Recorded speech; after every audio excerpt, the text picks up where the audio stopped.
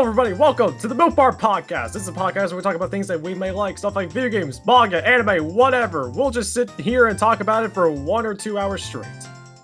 So, a few things before we get started.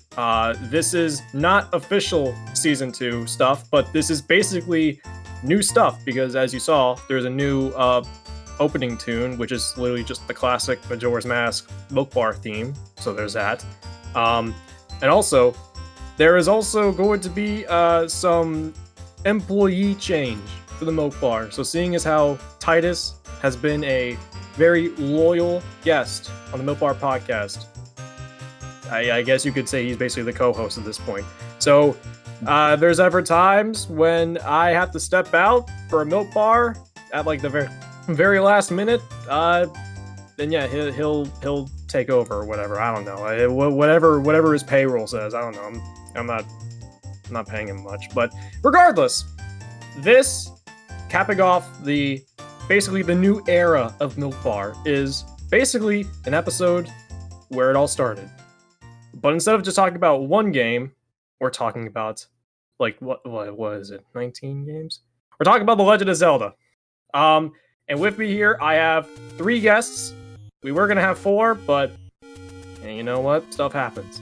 So obviously, you guys know Titus, but you know if he wants to introduce himself, then I'll let him. Hello, I'm Titus, Pollard110. I do content. Okay, well, yes, just because you're manager doesn't mean you get to rudely interrupt me. No, I'm just, but wow. Sorry. But jokes aside, we got two other members. One of them you've already seen, one of them you haven't seen. It's a new member. So I will allow these guys to introduce themselves and so on and so forth. So please, gentlemen, who are you? Who the fuck are you? Who the fuck am I? Who the fuck am I? Hi. Yes. Yeah, who the fuck are you? I'm Maruki, the new guest. I hang out here in the usual spot sometimes. And I don't do any suspicious metaphysical universe altering shenanigans. I just use Discord and hang out. That's Hi. That's metaphorical universe changing shit as it is. It is. I will create a universe where there are no Tears of the Kingdom leaks. That shit ain't happening. No, that's too late now, mate. Brother. Anyways. And I am Gabriel, aka Bootleg Akechi, or in this case also Bootleg Olivia with the whole image. Yeah, I'm just running once again. Though, with a cold! So, excuse the coughing. Yeah, don't worry. You sound fine. It should be fine. So, this podcast is going to be a little bit different in terms of how it's formatted, because normally I would allow everyone to think of their answers, because I would give them like basically the list, and then they would have like, at least a couple days to think about what like what their answers will be. But we're not going to do that this episode. I've already explained it to everyone here before we got started, but for those of you who are watching, this is going to be a one and done podcast. We're gonna get spontaneous answers, spontaneous responses, and basically everything is spontaneous, just how we like it. Or at least now we do. So, I feel like to get started with the Zelda themed podcast, we have no restrictions on games or anything. So, my good sirs, what is your first experience, or what was your first experience with the Legend of Zelda series? And if you have a big explanatory answer for this one, what does the series mean to you? Who should go first? A new guy. We should let the new guest go first. Yeah. Swing your arms from side to side. Do the Mario. Yeah, so my first exposure to The Legend of Zelda was... So, years ago, Netflix had the old Mario animation on... Yeah, Netflix had the old Mario animation. And at the end, they'd played trailers for the Legend of Zelda show. So, excuse me, princess. My first experience with the Legend of Zelda was seeing it in the Mario show. Now my first time actually playing it, When I was like 11, I was at a flea market, and they had Ocarina of Time 3D. I didn't get it. I got a Mario game. A few months later, the Four Swords Anniversary Edition came out on like the Nintendo eShop, so I got that, and I really enjoyed it. After that, I moved on to the original Legend of Zelda and Link's Awakening. I beat the original Legend of Zelda. Didn't beat Link's Awakening at the time. I beat it later that summer. But actually, that same year, I picked up Ocarina of Time, and actually, 2 days after we record this, will have been 10 years to the day since I first played Ocarina of Time. Damn. So, and Zelda has really been a defining feature of the past 10 years of my life, and I gotta say, I'm really glad it's been there for me.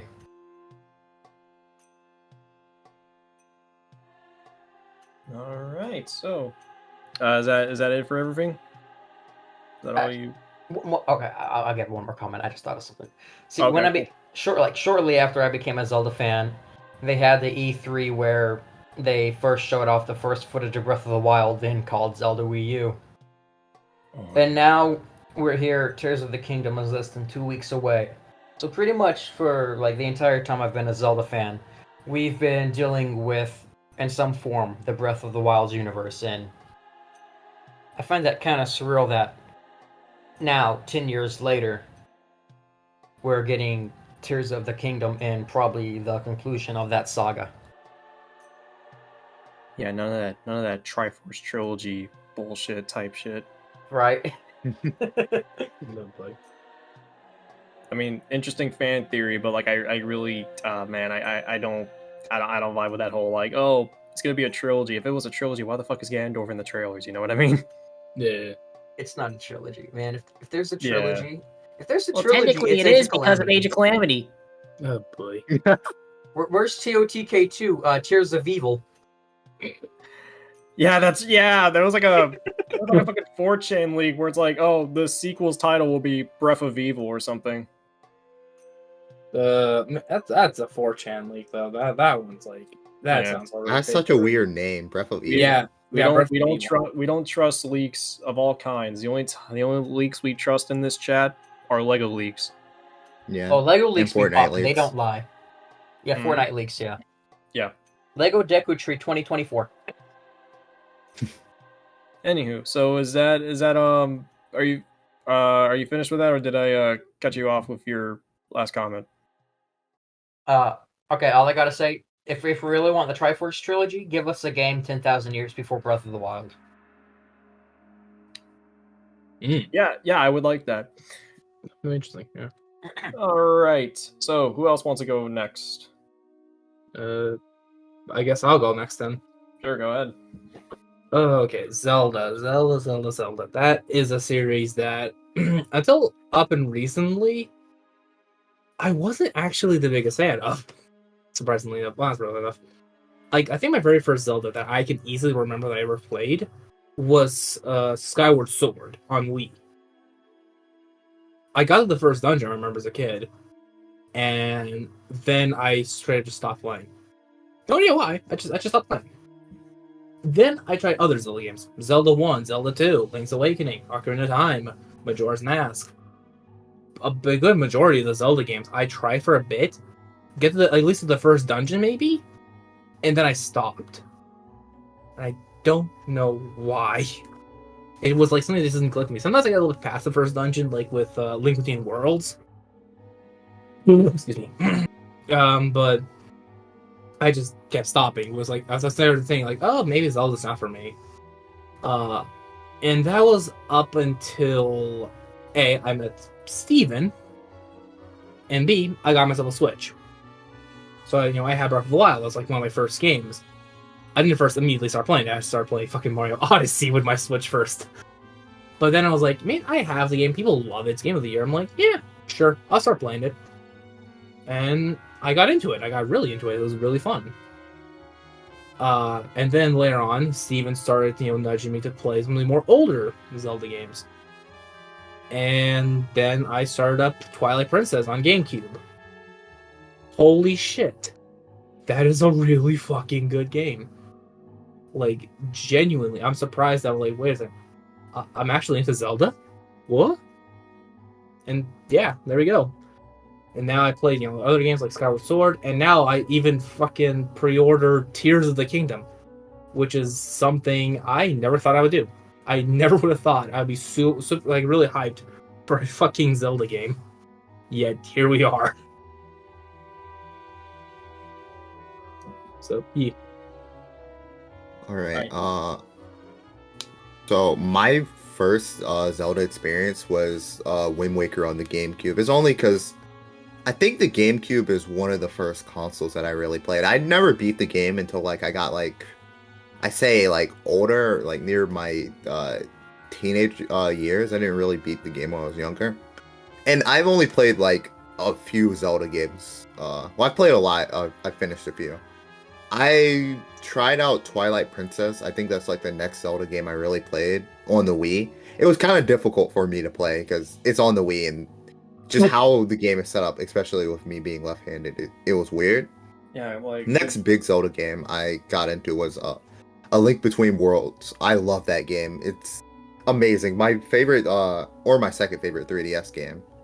So it's just like that, and how I've played, even with the fewer ones that I've actually finished, the experiences have like stuck with me for a very long period of time.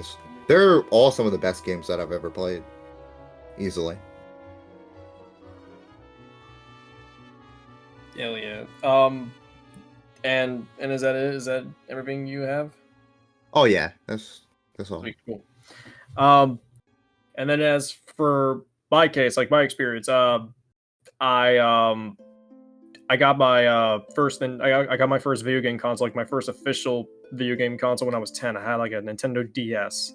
One of the first games I got for it was Legend of Zelda Spirit Tracks. So that was my first, taste of the series, and it was really good. I am one of those guys, like one of those Zelda fans that will like say that Spirit Tracks is one of the more underrated games of the series because it's genuinely a really good game. And then later that year, I got Skyward Sword, played that, then Twilight Princess, and I started playing more of the games, and just got like really invested into the lore. Interesting. Like the thing about Zelda that I love the most is like the storyline. I mean, obviously the gameplay is a big part of it, but like I don't know, I was one of those weird kids that like actively read Hyrule Historia like it's like it's an actual like history book. Like that was like I don't know, like learning about the lore was just like the most interesting thing for me growing up. Especially because like I said, like I only got like my DS when I was like 10. So like from a very like young age, basically like I want to say like from 4 to 5 to like 9 years old, it didn't have anything. I didn't have a video game console. Like video games were not part of my thing. I was like one of those weird kids that read books and watched Star Wars all day. So but then Zelda entered my life, and I'd say that Zelda's probably like the game series that like made me play video games like more, like actually started playing video games. And to me, it's just like, obviously it's a medieval fantasy series, and I love medieval fantasy. That's like my favorite thing ever. Like, stuff like Lord of the Rings, for example. That's like one of my biggest like loves growing up as a kid. And then getting into Zelda, obviously just Hyrule and even Termina or whatever game you're playing and stuff. It's just like open world or a linear exploration game, dungeons and items and shit. It was just really good. It helped me out through a lot of tough times in my life. And the hype is unreal. Like Zelda's like the only game that I will like actively like scream my lungs out for. Like no other game besides like Tears of the Kingdom, Breath of the Wild, or Metroid Prime 4 have like made me like actively scream like a banshee. Not even like Persona 5 Strikers, and I was waiting for that game for like 20 million years. So, I don't know. Zelda is just it's just a really important series. I mean, I'm super happy that we have a new one coming literally like next week.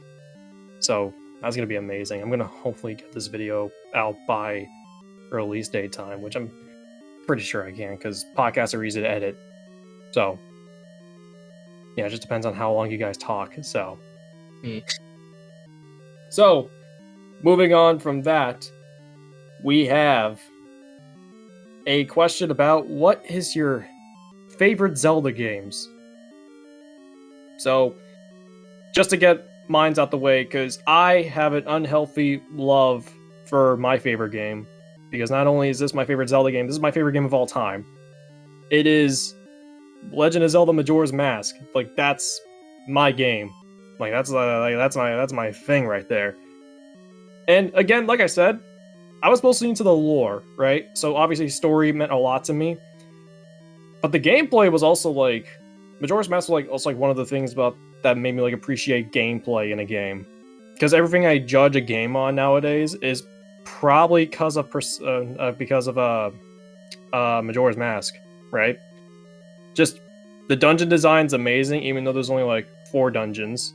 Like each dungeon is like very huge and intricately designed, and like sure there's like a few times where some of it gets annoying, like Snowhead Temple, but like even then I can't hate Snowhead Temple because I actually do really like ice dungeons in Zelda.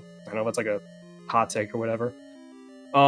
Side quests in the game were amazing. Every side quest was really good. Sure, you had your filler side quests, you know, like your mini game stuff that probably didn't really add too much. It just gave you like a bigger quiver. But like what made it cool was that every NPC had their own story to it, and I thought that was amazing. Like exploring Termina was like exploring Hyrule, but like 10 times better.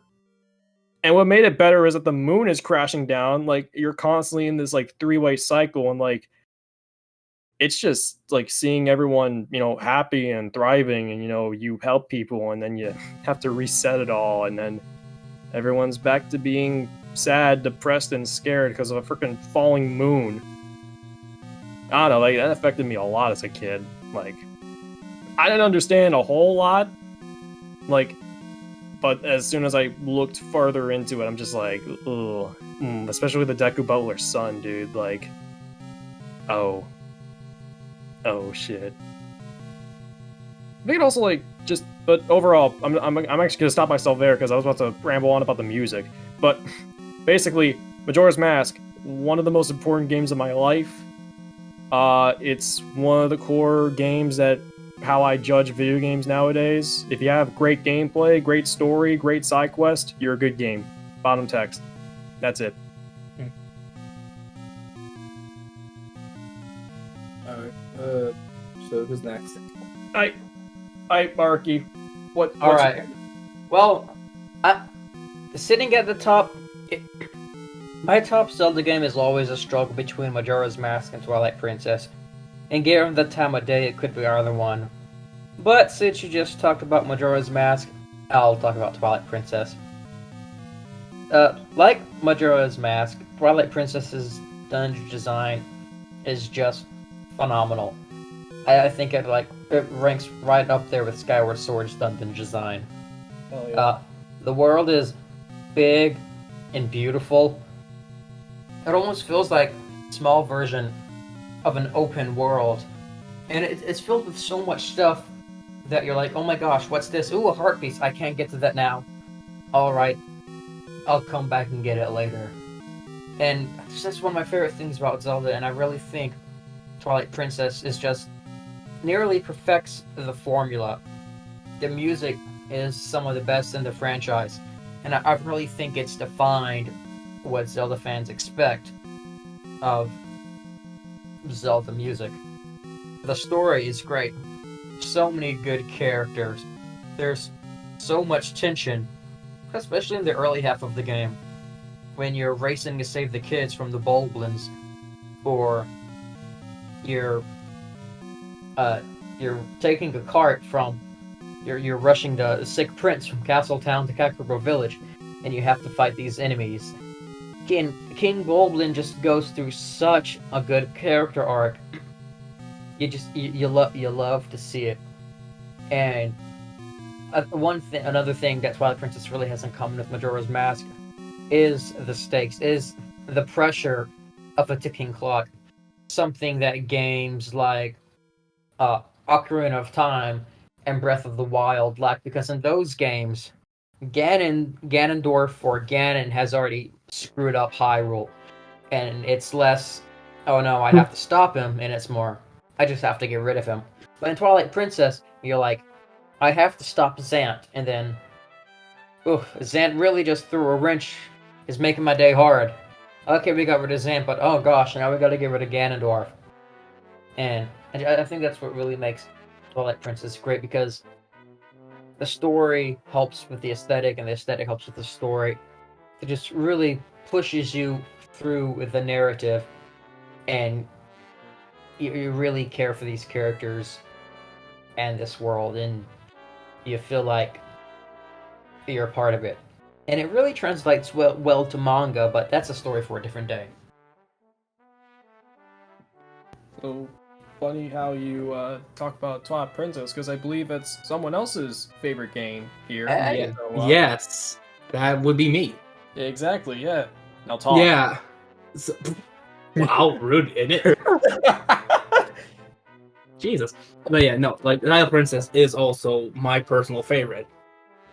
It is right now, as of my 3 finished Zeldas. I've only finished 3, being Breath of the Wild, Twilight Princess, and Skyward Sword. And Twilight Princess is right now my personal favorite of the 3. It just, that's like Maruki said too, the world, like the gameplay, the dungeon design, it's really fucking good. Like there are some parts where I get a little bit annoyed, because like, no game's perfect. We all agree. There's no game that's perfect.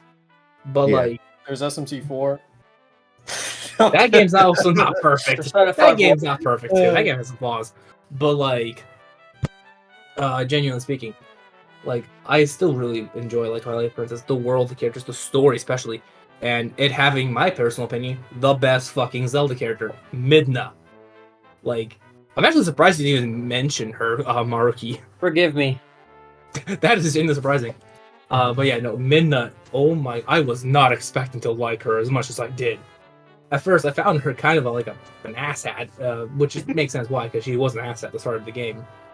But you start like connecting with her, you bond with her throughout like the few first dungeons, and then we have that moment with like Midna's What the hell did you put in UVC, Maruki? Sorry. Midna! Yeah, it's Midna. I know the viewers can't see this obviously, but I was comments there. Anyways, Sorry. Better be I a know written those apology. but That's not a written apology. What the fuck? It's fucking Ipmina, bro. What the fuck? it's I'm about to like slander every Twilight Princess fan, because every Twilight Princess fan apparently likes the Imp form more. But I gotta be honest with you guys, Imp form kind of sucks. The Twilight form's way better. How do I know this? I played Hyrule Warriors. Twilight Midna's way better. I mean, like attraction wise, and absolutely, yeah. Twilight form like Midna's. It's just 10 times better. I'm sorry. It is.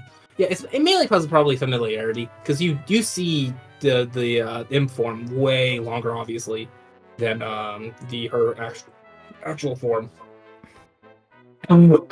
Jesus Christ, sorry. But sickness, fun. Yeah. What was I saying? Before I got distracted by the fucking imp gift. You were talking about Midna's Lament. Midna's Lament, that fucking moment. Oh my god. Genuinely, the music, the whole like feeling, like the whole you feel like panic. You don't want to see her go, man. You don't want to see her go. You want to see her fine. Like you want to keep continuing like this journey together with her. It's like, oh, it's so fucking good. I loved it so much. It is a damn great game. And I love the fact that like it added like, I think it has probably my favorite combat system too in Zelda. Like It's not a hard game, absolutely not. But I love that they actually had like unlockable moves. Like one of them being my favorite one being I think it's got like the moral slash, the one where like you put away your sword in your sheath, then you have to time it to like do a huge counter. I love when games put that shit in. I love that shit. The bosses, like some of the bosses, well, not hard. I still really like their designs and such. It's just a really good game, and it also at the time had, I think it was like at the time before Tears of the Kingdom. It had my second favorite Ganon design, one behind Hyrule Warriors, because that design for Ganon was damn fucking good. There's a reason why they kept using him for Smash. Like Yeah, that is damn good design. but then Nintendo grew a third eye, and then they're like, maybe we should use a Ocarina of Time's design for Ultimate. They should have used Hyrule Warriors design. Oh yeah, Hyrule Warriors. Yeah, they should have. They should have had that as like an alternate costume, dude. Absolutely, that's like the best design easily. So I don't ask this to make Steven mad, but what are your thoughts on Zant? My thoughts of Zant. Mm-hmm. I don't think like Steven has already multiple times said like how much he dislikes Zant. I think he's okay. I wasn't as annoyed by his insanity moment when you actually fight him as much as Steven was. Did it catch me by surprise? Absolutely. I did not see that shit coming. Like, who the hell it was? But I still quite enjoyed him as a villain. And I actually really liked his boss fight, too. Like, I found his boss fight to be pretty fun. Easy, again, the game's not hard, but, like, genuinely, fun boss fight, I think. I love how it's like you keep switching between the areas of, like, all the previous boss fights. And he has, like, his own specific way of beating him in each, like, phase. And I was like, that's pretty creative, actually. I like it. He's also a way better fucking lake bed temple boss fight than the actual one. You got that right. Genuinely, that is... I was surprised how I was like, lake bed. I was like, I was like, oh god, I have to swim around and fight. And I'm like, oh wait, this was actually easy. I didn't get even hit once. What? Oh yeah, like Morpheal is kind of pathetic. Absolutely. But Zan's version was actually a little bit better. But yeah, and I even like the whole final fight between Ganon too. Especially like the final one, like the music playing. It's like the whole duel. It's just it's good atmosphere. One of the best final boss sequences in Zelda history. Yeah, I agree. There's another game that has like my favorite final boss sequence, that being Skyward Sword. That's my favorite. With like Demise, but that one's also really goddamn good. I just love the good old 1-versus-1 sword duel. I love it. It's simple but elegant. I could write an essay about that fight. I don't blame you. I don't blame you at all. It's a really good one. But yeah, overall, it's like Twilight Princess like surprising, because I remember when I told Steven that like I actually enjoyed this game way more than Breath of the Wild. It surprised the hell out of him. Yeah, because I thought, okay, I'm gonna call out all the new Zelda fans here, so prepare yourselves. But new Zelda fans nowadays, they go back to the older games, like they basically Skyward Sword and before, right? And they're just like, oh man, where's the open world? I'm like, you have it. It's in the Wind Waker. Explore. Girl. Man, like I'm just saying, there are some Zelda fans like nowadays that get into Breath of the Wild, and at first I didn't realize how Fire Emblem fans, for example, felt when newbies were getting into Awakening, like back in those days and shit. But like now I do. Now I understand. I understand completely what they went through. We're going through the Breath of the Wild babies. Yeah. Because like a lot of us, we started with like the Wii and the Nintendo DS generation games. Yeah. And it was like that for like 10 years. And Breath of the Wild just brought so many new Zelda fans. It's crazy. It did. Yeah. It was a new step for the series. It also came out on Nintendo's console that actually sold. And how rare is it for a Zelda game to launch with a console? Yeah, genuinely, it was like Yeah. it was just like all the stars aligned, basically. I still feel bad that the Wii U never got its own Zelda game that started just on the Wii U. Yeah.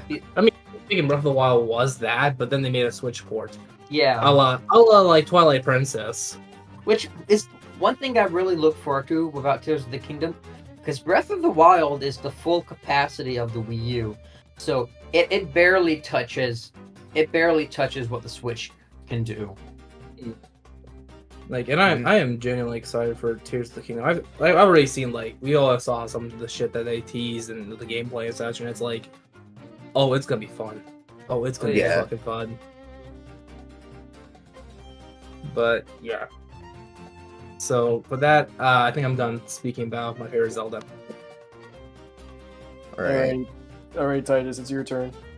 Well, you guys all know my favorite Zelda game is the Wind Waker, and it was probably because it's my first Zelda game, but just going back to it and like replaying it is so much fun. The open world is fun to do everything in it, just like map out, explore, backtrack, and do everything. And bro, the game's music is freaking phenomenal.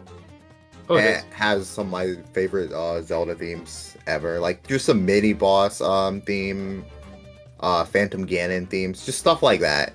It has a lot of like life in it. And every area has like its own unique, basically, part of the soundtrack.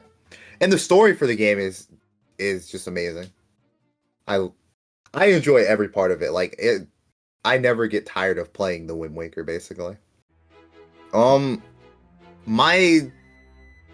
favorite 2D Zelda game would be A Link Between Worlds. I think it has like a really creative mechanic to it, and the amount of dungeons that are in that game, it's like A Link to the Past. Even though I've never finished that game, it's just really fun to it.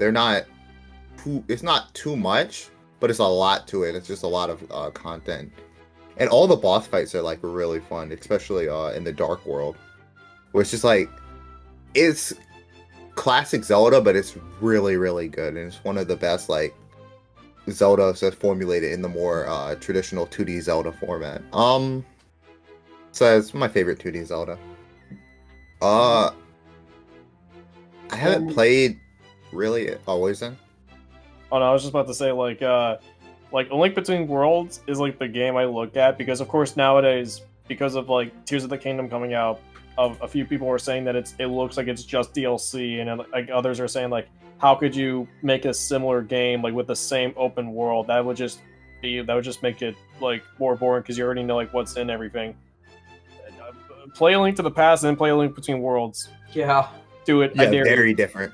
They're very very yeah, like if you genuinely. Yeah. like if my take is that if the overworld is similar, which means the placements of everything is similar to the first game, and that's like the fault of the game developer. Like that just means they were lazy.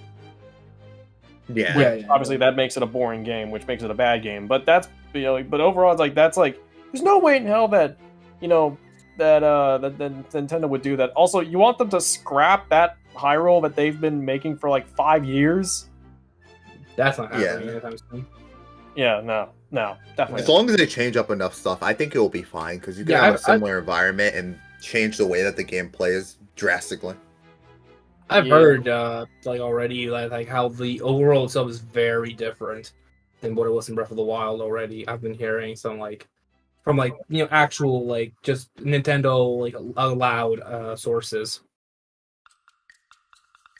Yeah. Yeah, Titus, what were you gonna say before I cut you off? I haven't played much of the game, but like from what I've seen of it, my second favorite 3D Zelda game would be like Majora's Mask. For basically all the same reasons that you say, but like just the lore, the lore and the tone of the game, like I think it's very unique.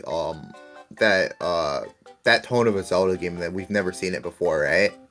And I will say this quickly: Twilight Princess gets unfairly criticized because everybody tries or seems to think that it's trying to be the same thing as Majora's Mask. I think they have two completely different tones, but like the tone of the game is just like, I don't think that we're going to get a Zelda game like that dark and like tone and lore and like characterization for a long time. Like it's just amazing, a lot of the stuff that they do with it.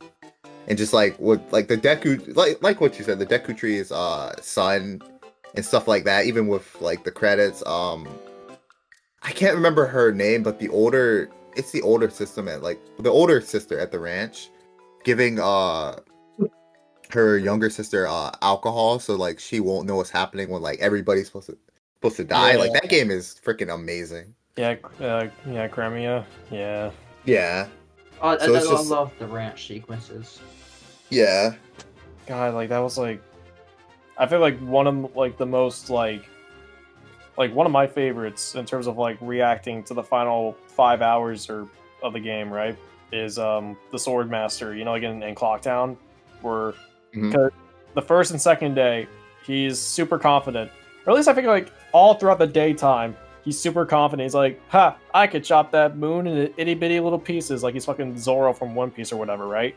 And then when he's like when it's the moon is actually crashing down on Clocktown, you can find him in his back room and he's like shaking and screaming that he doesn't want to die. It's like, oh man, like you want to laugh because I mean like he sounded very boastful and like very like cocky, where he's like, "Ha, I'm gonna chop the moon in half." So you should find it funny that he's actually a coward, but like you don't find it funny because it's like, shit, we're all about to die. Yeah. Like Honestly, I can that laugh, game but, should have like, been rated T. I mean, I can laugh and all that, but like, I'm about to die too. Like shit. Like what the hell? Yeah. I don't know.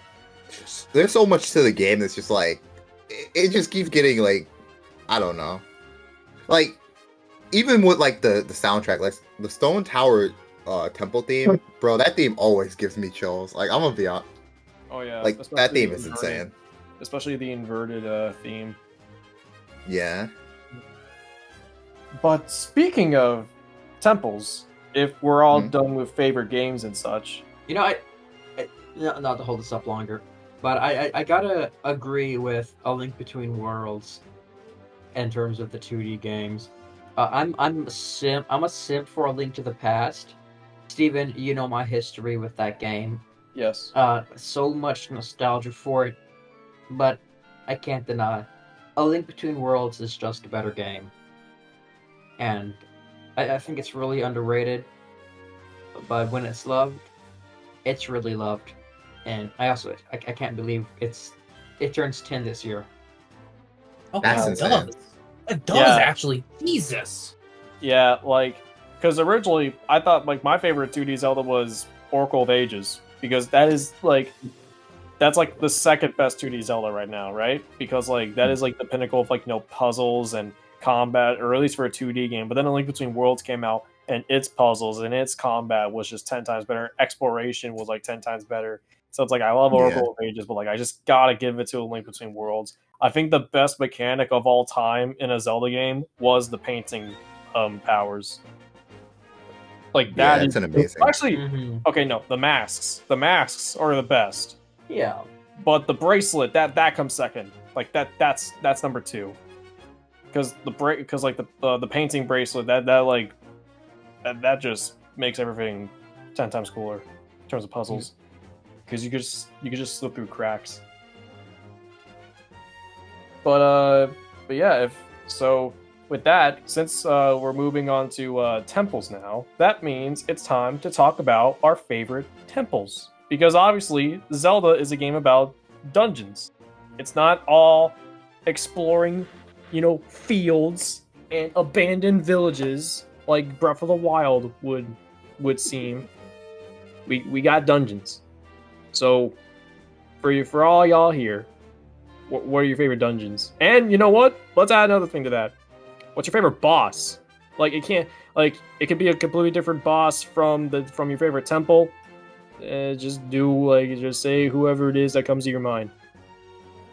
That's a hard question. Like I'll definitely That is a hard. I'll Good start job. by saying, Breath of the Wild has peak dungeon design. No, I'm kidding. Oh my Breath of the god. Wild doesn't even have dungeons. Divine Beasts are just shrines. Skyward Sword, peak dungeon design. Minish Cap comes very close, and it might even have the peak dungeon design for 2D games. It's very good. But, like, I don't know if I could exactly pin down my favorite dungeon, but some of the ones that come to mind that I look on fondly the most. I love Temple of Time. I love the Lakebed Temple. I love Arbiter's Grounds. You see a pattern here? Mhm. all of Twilight Princess's dungeons. I definitely think the latter half of the dungeons are better, except for the Lakebed Temple. The first two dungeons of that game, all right. Yeah, I'm all in for the Ancient Cistern. Sandship is really good. Trying to think of some. Yeah, I love the Fire Sanctuary, but I'm trying to think of some memorable 2D dungeons.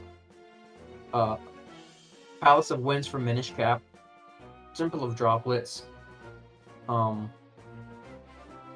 even like the Fire Mines and the Wind Ruins. The Thieves Village from A Link to the Past and A Link Between Worlds. Great stuff. There's even some really good ones in the original Zelda. And then, I mean, Link's Awakening has great dungeon design. Some great designs in Wind Waker, though I'll be honest with Wind Waker. I'm not too hot on all the dungeons. I love the Forest Temple and the Tower of the Gods. Mhm. Not very hot on the Earth Temple. I think it kind of drags on a little, but it is a really good design with the aesthetic and the mirror mechanics. But yeah, I think there's a common theme that most Zelda games have really good dungeons. Now, getting to my favorite boss, it's really hard to say. The flying sky manta rays from Minish Cap from the Palace of the Winds. That's a really good battle with how they implement the Rock's Cape. Eagle Tower from Link's Awakening, great. Star-Lord, really good. Galactos, great. I love all the Girahim fights. Phantom Ganon, he's good. I'm trying to think of something like really unique here, but I think thinking aside from Girahim and Galactos, I think really the most unique 3D Zelda bosses are probably Star-Lord and Argorok and Phantom Ganon. And if you want to give credit to Ocarina of Time, when the game came out, some of its features were unique, like the bombless Frodo, but that's since been overused. But just looking at Ocarina of Time in the context of when it came out, it remains a really cool mechanic. Oh, Volvagia. Love that boss. Yeah, it's a good. You got more. Moscow Shia. Oh my god. Are you actually gonna list every single boss? I mean, there's a lot of good bosses in the series. Even I'm trying to think two of my favorites, because I have two massive favorites. In Or terms of three. 2D bosses, Blind and Blind. Blind's amazing. Most things from A Link to the Past, if I'm gonna be honest. Mm-hmm. Especially the Helmarok King and in the version of the Helmarok King in the Dark World. We're not going to talk about Moldorm. Now Moldorm's a good boss. Oh, the dude from the Ice Palace in A Link Between Worlds. I love the way you fall down the chasm and then it's like this giant eye thing that runs around the arena. Majora's Mask, I think, so the Stone Tower Temple boss, the worms in Majora's Mask, and one of them you use your sword, and then one of them you just throw it around with your hands. I think they're both great experiences. Georg is fun. All the Majora's Mask bosses are fun with and without the eyes from the remake. Yeah, I hate the eyes. Like I'm one of those Zelda elitists that will always hate eyes. Like one of my most hated bosses is the freaking squid from Skyward Sword. Like I hate that boss. Like the sand ship boss. That boss fucking blew. I'll be real. Oh yeah, the worst part is the motion controls on the Nintendo Switch, because actually trying to aim for the eye is a pain in the ass, and then before you know it, you're getting attacked by tentacles, and then you run out of arrows. See, there I actually disagree. I think that the motion controls on the Switch are actually way better than they were on the Wii. Really? Like, oh yeah, like the Joy-Cons are way more responsive than the Wii controller was, and I didn't have an issue with the Wii controller. I thought the Wii controller was like very responsive, but on the Switch, like the Joy-Cons are way better when it comes to like actually sensing your motions and stuff. So I thought it was really good on the Switch.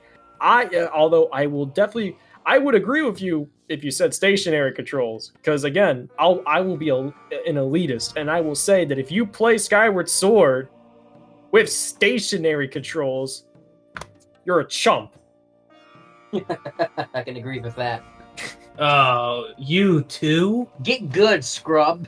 Yeah, That's how I'm gonna play Skyward Sword when I get it. I'm sorry, guys. you're a chump. I know, Virgin I'm sorry. stationary versus Chad motion control. Exactly. Motion controls are bad. Your mom's Bad. You know what? You're bad. Yeah. I mean, it's motion controls are fine, but like I don't know, I play with the Joy-Con version, and like it got annoying at times. Like there are times like it just desynced for me, and it just did not listen to my inputs, and I got pissed off enough. And plus, I just started having like actual arm aches. No, they're trying to get the keys to do it with the Joy-Cons. Like I was bending my wrist in unnatural positions, and it actually hurt. Yeah, genuinely, that happened to me too. And I was Yeah, like, that's like the I'm not. worst Skyward Sword mechanic. I hated the boss keys in Skyward Sword. They were terrible. Like, I mean, felt like padding. yeah, it was. I mean, I feel like at that point of the game, it was really like pushing it. It's like, hey, did you guys know that this is a motion controlled game? Like, yeah. We know the entire combat is motion controls. Why does the boss key have to be motion controls? Like it's a great concept, but by the time you get to the boss store and have the boss key, you're like, I've done the dungeon. Just let me fight the boss. Yeah, basically, and I'm fine with it like being like a puzzle maybe for like one dungeon, and it's like you do this a little bit. I'm fine with that. I'll tell you what though, it's still better than the motion control shrines. Yes, absolutely. Yeah. If you have the trouble getting the ball, just flip the thing upside down. I know. Yeah, I mean, but like Yeah, you should be able to not have to cheese it. Like, Yeah, I agree, bro. But I assume that you are done listing off all your favorite bosses. So I will go ahead and answer my own stuff. Obviously, me being the Majora's Mask cuck that I am and all that, right? I really like Stone Tower Temple. That is the best temple in the entire series, and purely for the idea of like the fact that it's just a big dungeon. I'm gonna get into this more, and you know, shameless self plug. There will be a video that I'm gonna be uploading, basically explaining like what I want, like more like for future spin-off Zeldas or whatever, right? But basically, one of my biggest things about Stone Tower Temple is that like it's a big temple, but not like it's like a super long and complicated one. Because like if you know what you're doing, it's actually pretty straightforward, and you can actually finish it in a pretty short amount of time.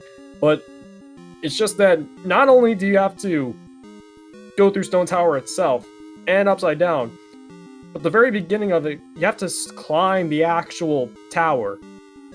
Like you actually have to make your way up to the entrance to like the owl statue and stuff. Like that part I really liked. Granted, you did have to hear the Elegy of Emptiness like over 10 times, but I mean I like that melody, so I didn't mind personally. I really like that song. That So it's climb was just- painful. Yeah, so it's like just, climbing the mountain, then eventually facing off against that Grim Reaper mini boss, and then the Garo Master mini boss, which I hope the Garo come back. I mean, I know it's Terminus, so it's like an alternate dimension, but I mean, like, you cannot tell me that there are not, like, sand ninja assassins out in Hyrule. I mean, we have the Yiga right now, and I hope they do something in Tears of the Kingdom, but I mean, like, for a future Zelda game, I really hope we have, like, the Garo.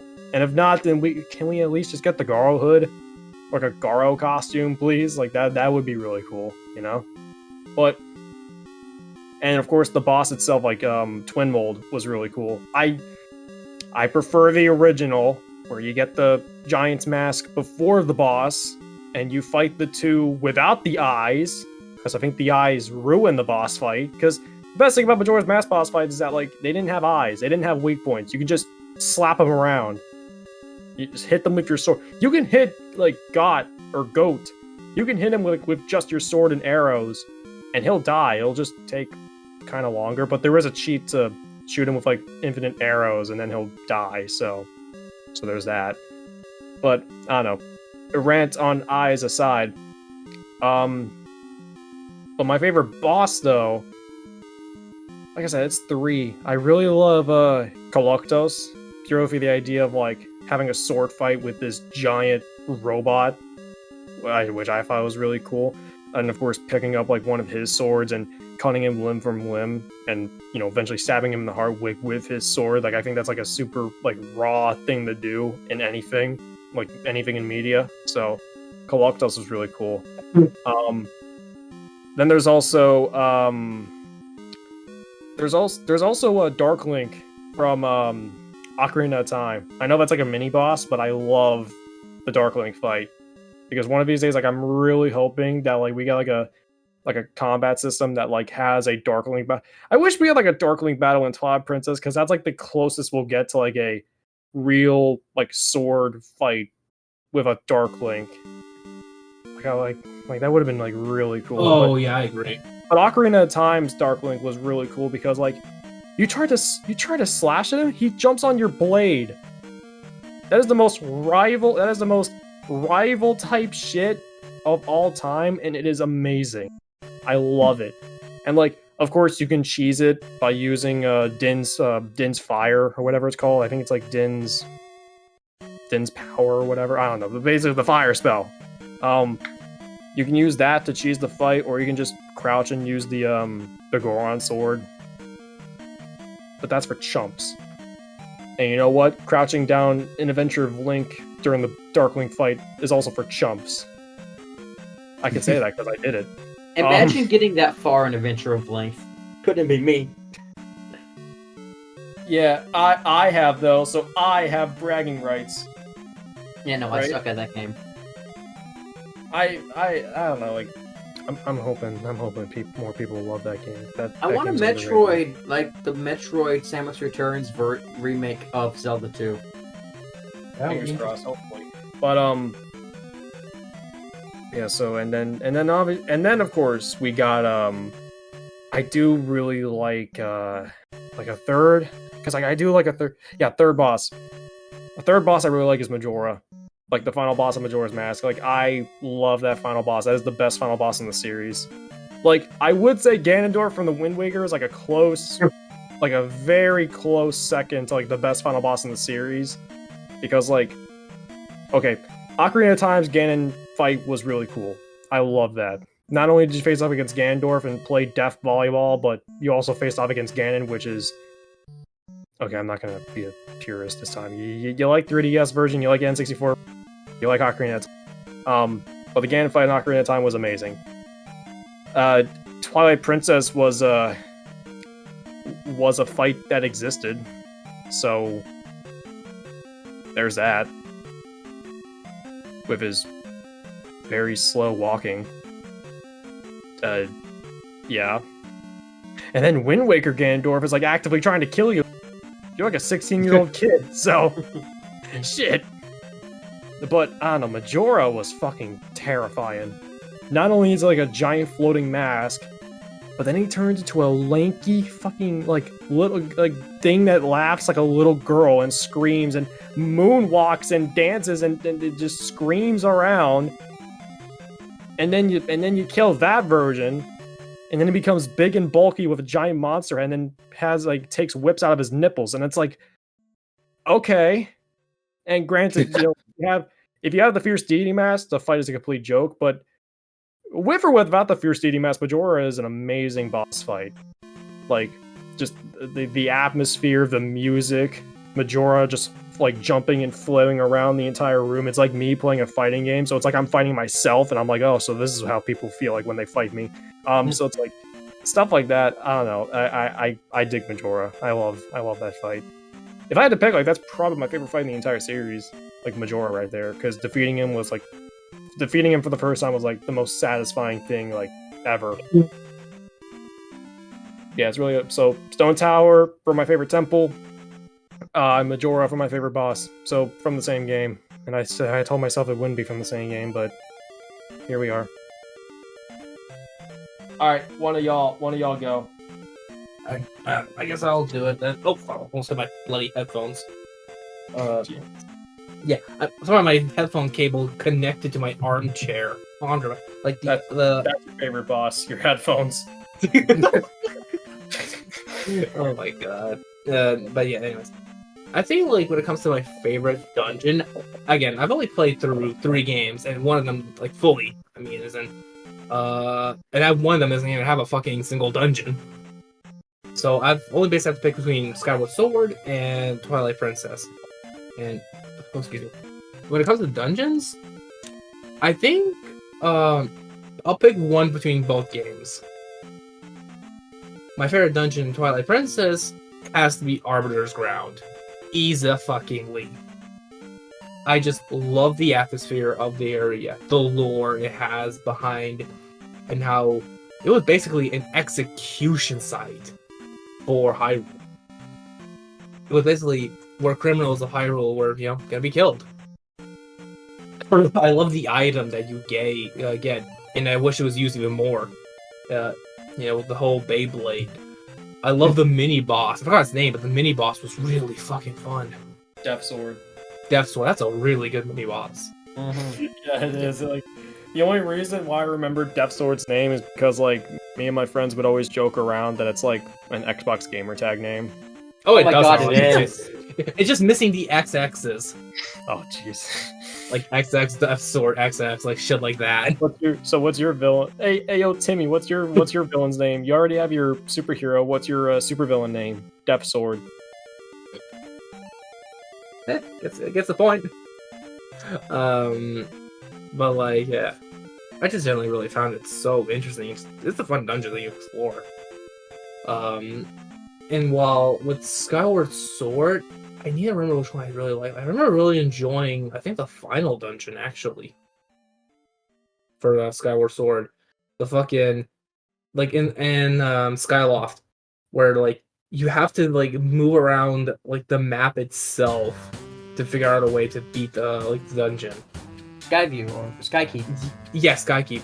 Oh my, like that was a really fun dungeon. I found that dungeon really fun. I actually like moving on the map and trying to figure out a way to actually get to the next part. That actually, got my thinking missiles up. It's a really good dungeon. That's a genuinely good dungeon. But yeah, and with boss fights, I'd say my favorite boss fight is oh god, I don't remember his name again. I see and said his name too. That's annoying me to hell.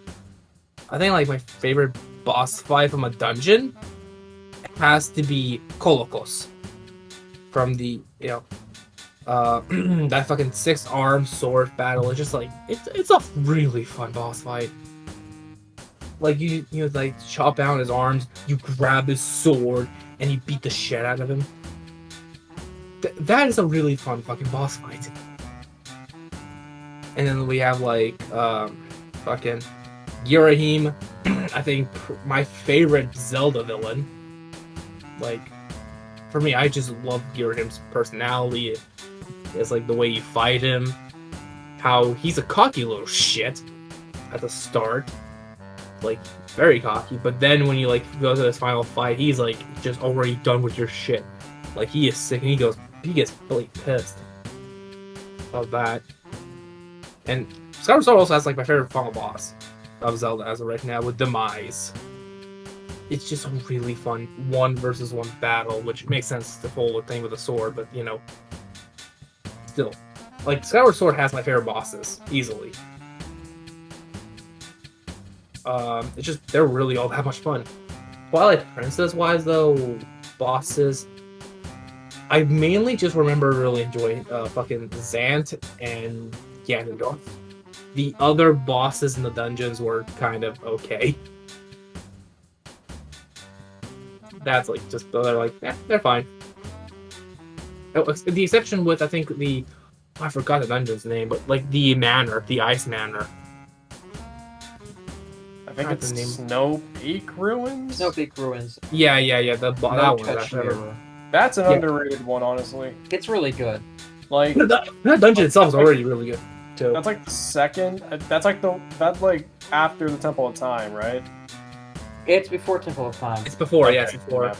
Yeah. That one, like, that's like the first dungeon in the game that like actively broke the Twilight Princess thing. Like the thing with the dungeons in TP is that like you enter the left corridor, then you enter the right corridor, then you enter the boss room like north of like the middle room and all that. It like that's fine and all, but like it got repetitive for me. But like Snow Peak Ruins was like genuinely different. That's like a really good. Like, it's like I don't know. It was a really good one. Don't forget Yeto and Yetta, great characters. Yeah. Oh yeah. Yeah, that mini boss. I just like the big crux of that temple basically being like just gathering ingredients for soup. I mean, like yeah, sure, like we gotta get like that mirror shard or whatever, but like I mean, the Yeti's sick, so I mean like we gotta give her food. Gotta give her food. All I'm saying is the Hebra region in Breath of the Wild should have had a mansion. It really should have. Should have been like Minecraft. Bring back the Yetis and Tears of the Kingdom. I hope they do. But like yeah, that I should have said that too. I also should have said Temple of Time. That's also like it's also a great dungeon. But like Snow Peak, like that has a damn good dungeon. But also I just like the boss fight and what's going on in the story too. Mm-hmm. It's a really good dungeon and boss. That's probably my favorite of the bosses in the dungeons for Twilight Princess. And I think that's it because I can't really say any more. And I'm not gonna praise any boss from Breath of the Wild. No. Come on, that's my job. All right. I actually don't mind some of the blights. I mean, some of the blights are like Thunderblight's really cool. Yeah, Thunderblight's actually Thunderblight's decent. great. I think that's decent, but like even then, I think the other bosses in the games are just way better than any blight in my personal opinion. Yeah. Like the blights are not the greatest, and even the final boss with Ganon, it was just kind of. Age of Calamity really amped up the fights. Yeah. Oh, absolutely. Absolutely. Which the Hyrule Warriors games, both of them have some really good boss fights. Oh yeah, I still need to finish the first one. I've only finished Age of Calamity. All right. My favorite dungeons. These are kind of some weird choices. For Wind Waker, I think my 2 favorite dungeons is the Earth Temple. I don't know why. I've always liked that dungeon. I find the mechanics of like having 2 people, just like the mirror shield mechanics, really fun. But I think my favorite dungeon in the game is Forsaken Fortress, right? For like the story reasons of you're going to Forsaken Fortress and it's mainly like stealth. You lose your sword going in. And then the second time you go there, you just get to kill everything. It's really fun. You have the Phantom Ganon boss fight, that's always a fun boss fight to do. And then you have beating up the Helmarot King. I enjoy destroying that bird every single time I play that game. It's one of the best parts of the game. And it's just overall a really solid dungeon. It's simple, but I really like it. For A Link Between Worlds, I think my favorite two are probably the Dark Palace and the Thief's Hideout. I don't know about for the not the regular world in A Link Between Worlds. I'd have to think about that, but those two are my favorite. I think it's the Helmasaur King. That boss fight is really good, and I can't remember. I think it's Blind. The boss fight in the Thieves Hideout. That's a really fun boss fight. Oh yeah. It's just so funny to look at when you hop on his shield, just his expression. So and then you have Yuga. I think the Yuga boss fight, the second one, is really good. I always enjoy that boss fight. Oh yeah, Yuga's Yuga's like one of the best Zelda villains. Yeah. The final battle in that game hits. Yeah. It's such a fun boss fight. It also gives us like one of the most badass scenes in the series. This man Yuga fused with Ganon has like 2 Triforce pieces and he flexes them, right? And then Link is over here, he's like he just flexes his and then the fight starts. Like, that's cool. Oh yeah. Yeah, that is. And then like this is the final blow, you shoot a light arrow on the painting. I think so. No, wait, like, isn't the final blow for the final boss like you shoot the arrow behind him while you're in the painting, right? Yeah, like Something you like that. shoot him. Yeah, you have to like shoot behind him because he blocks it from the front. So then you have to like shoot from the back. Yeah. It was really cool how they did that. You just finish him off in painting form. I need to go back and play as Yuga and Ravio and Hyrule Warriors. Yeah. Another good one is Mulgera from the Wind Waker. I enjoy that boss fight so much. Mainly because of the theme, but that is just a great boss fight. Yeah, one thing that I wish in both, freaking old or Mulgera boss fights, that Shadow of the Colossus fan inside me is just screaming that, man, I wish we could just hookshot on and just fling, like, just start flying with it in the air. Just fucking flail like a rag doll, man. Part of me really wants that to be in a Zelda game. I don't know, maybe in Tears of the Kingdom, but I don't know. I hope we can get on Gleeok's back and just attack his heads. Oh yeah. Yeah. Like, give us a Shadow of the Colossus type fight, man. That's what all I Calamity want. Ganon should have been. I mean, climbing was central to Breath of the Wild, and you don't even get that in the final battle. Yeah. Oh well, we got it with Nadra at least. Oh, yeah. And I think another one, just for the start of the fight itself, Thunderblight Ganon. I actually have him up there as one of my favorites. Because just the fight just starts off with like, alright, he's coming at you, or the other Blight's a little bit more tame. It feels like you have to try in comparison to the other Blights with Thunderblight Ganon. It's not the best design boss fight, but it's really fun. Like, yeah, like one of the more one of the things about Thunderblight that I don't like that he sometimes just takes his he takes his time, whether or not he's gonna attack you or not, and sometimes he'll just spew out 3 easy to dodge electrical balls. It's like, come on, man. Yeah. You're fast paced. This isn't how it's supposed to be. You're not supposed to fucking shoot electric balls from the other side of the room. What is this? Rubber suit go burr. Pretty much, yeah. But with that aside, I assume that's everything, right? Yeah, that's everything. Sweet, cool. So we are halfway there. That was our 3rd out of 6 questions, gentlemen. So at least you know at least you know the count for it. So number 4, 4th question for all you. What is your favorite soundtrack in the series? Or what's your favorite piece of music? You don't have to say a specific game soundtrack. If you just want to say one song, that's perfectly fine. But I just want to hear your guys' music taste so I can determine whether or not you it sucks or not. Which is why I will go first, because I actually changed my opinion on this. Because before this podcast started, I always thought that it was Skyward Sword, and Skyward Sword is an amazing OST. Skyward Sword, one of the biggest reasons why Skyward Sword is like it's like my second favorite now is because like it's fully orchestrated. Like it is a fully orchestrated OST, and I love it for that. Even the freaking like chest jingle before you find out what an item is, that's orchestrated. That's really cool. Like, I just feel like that if you have like a, fantasy game, I feel like you should have orchestrated music. I think that just works out way more in the long run.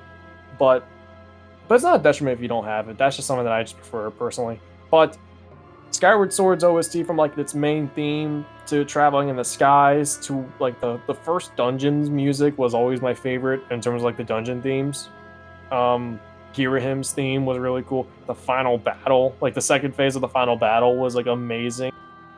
And like the Scorpion fight and the Koloktos fight theme, I always liked how those two fights, like every fight had like the same like boss theme. But then you get to the Scorpion and then Koloktos, and then it's like, oh, they have like a different theme. So that's cool, at least. But regardless, so Skyward Sword was always like my favorite for like years. But then I started doing more videos with the Link Between Worlds OST, right? And that game's OST is absolute perfection. Like, not only is the open world themes for both Hyrule and Lorule fields like really good, the final dungeon, like Lorule Castle, is one of the best pieces of Zelda music ever. The dungeon themes like Thieves Hideout. Thieves Hideout is like probably my favorite dungeon theme in A Link Between Worlds. That's like really cool. The boss theme. I think the boss theme is like it's like a remastered, like a revamped version of like Link to the Past boss theme, which is a classic. That's like a classic boss theme anyway, so not that I would mind. And of course, the Milk Bar theme in A Link Between Worlds is top tier. That's some top tier shit. I should know this. So I don't know, like A Link Between Worlds like took its place after I like had to like listen to it, and almost every song in that OST is absolute perfection. It is top. It's gonna be a while before anything can top that one for me. Which probably won't be a while because I said the exact same thing for Skyward Sword, but I'm with you there on both Skyward Sword and A Link Between Worlds, and also Twilight Princess. I'm a simp for Twilight Princess. It's probably my favorite, if not. Oh no, Twilight Princess is probably my favorite, right next to A Link to the Past. And A Link to the Past and A Link Between Worlds, they have very similar soundtracks. And don't get me wrong, like Yuga's theme, Ravio Hilda, Lorule freaking Castle. The second Dark World theme, A Link Between Worlds, full of amazing, fantastic music. But A Link to the Past, I am a simp for sound fonts. So, we're talking SNES games, or the GBA games, or the Wii, like Twilight Princess GameCube. I love the nuances of synthesized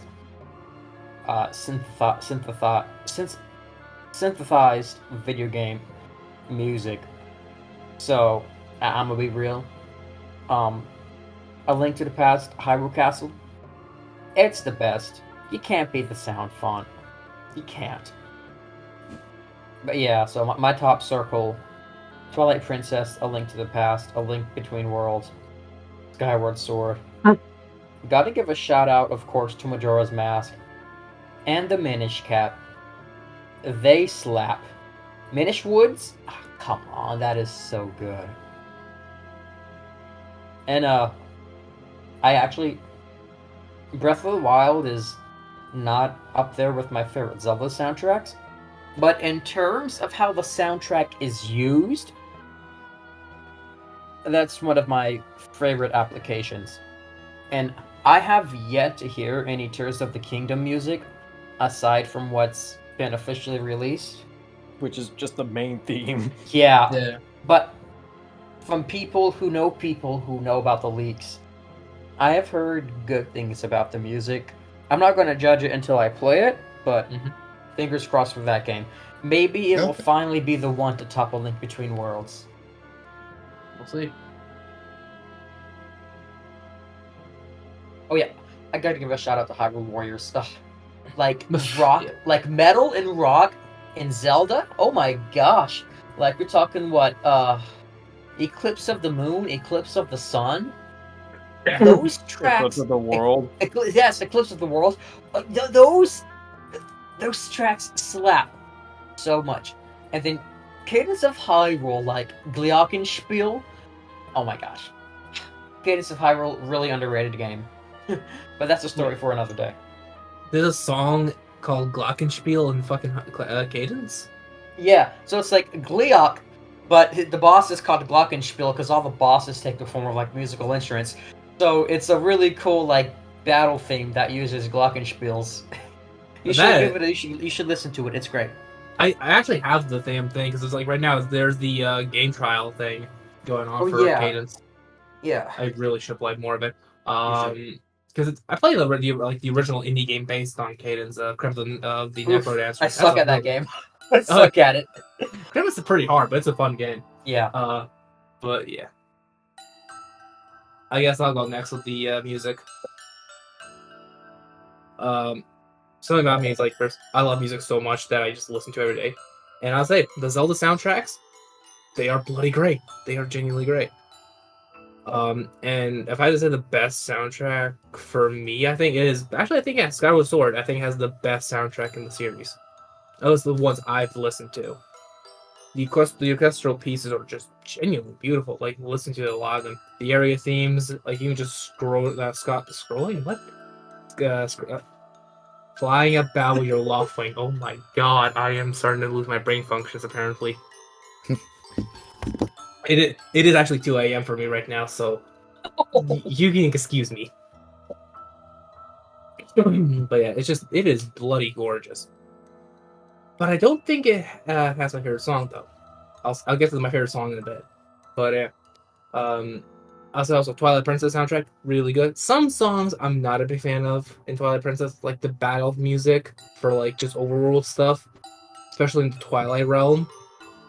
What the heck was that? But there are some really great songs. Like before, I said about Midna's Lament's theme is just beautiful. And I also have the Twilight Princess soundtrack on my shelf. Though it's from the Wii U version. Yeah, same. Yeah, because I found it for a $5. I'm like, yeah, for a $5, you crazy? I'm picking that shit up. But I'll say this: my favorite song from Zelda has to be Gerudo Valley from Ocarina of Time. I genuinely love that song, especially with the flamenco guitars. They're going so fucking hard. I'll be honest with you, I love Spanish like sounding instrument music, and the flamenco guitars. I think they're using flamenco guitars because they sound like it. Using like the guitars, the slapping on the actual like the guitar. It is just so goddamn good. That is easily, I think, the best Zelda song in the series. Even better than like the actual main theme of Zelda for me. It's just that good. I assume you've seen like the mariachi flamenco version of Gerudo Valley. I have not. I should actually watch that. Yeah, you absolutely should. I've seen like a video of like these two guys playing guitar in like the middle of like I think like some kind of pathway. It was like so good to listen to. I would go look for it, but I don't want to open YouTube right now with the leaks going around. Yeah, it's one of those. It's one of the songs I'm learning on my acoustic guitar. So yeah. Progress on that is it's hard. I quickly just like Googled on my phone, so I'll watch it like after we're done recording. Because I definitely want to watch that shit.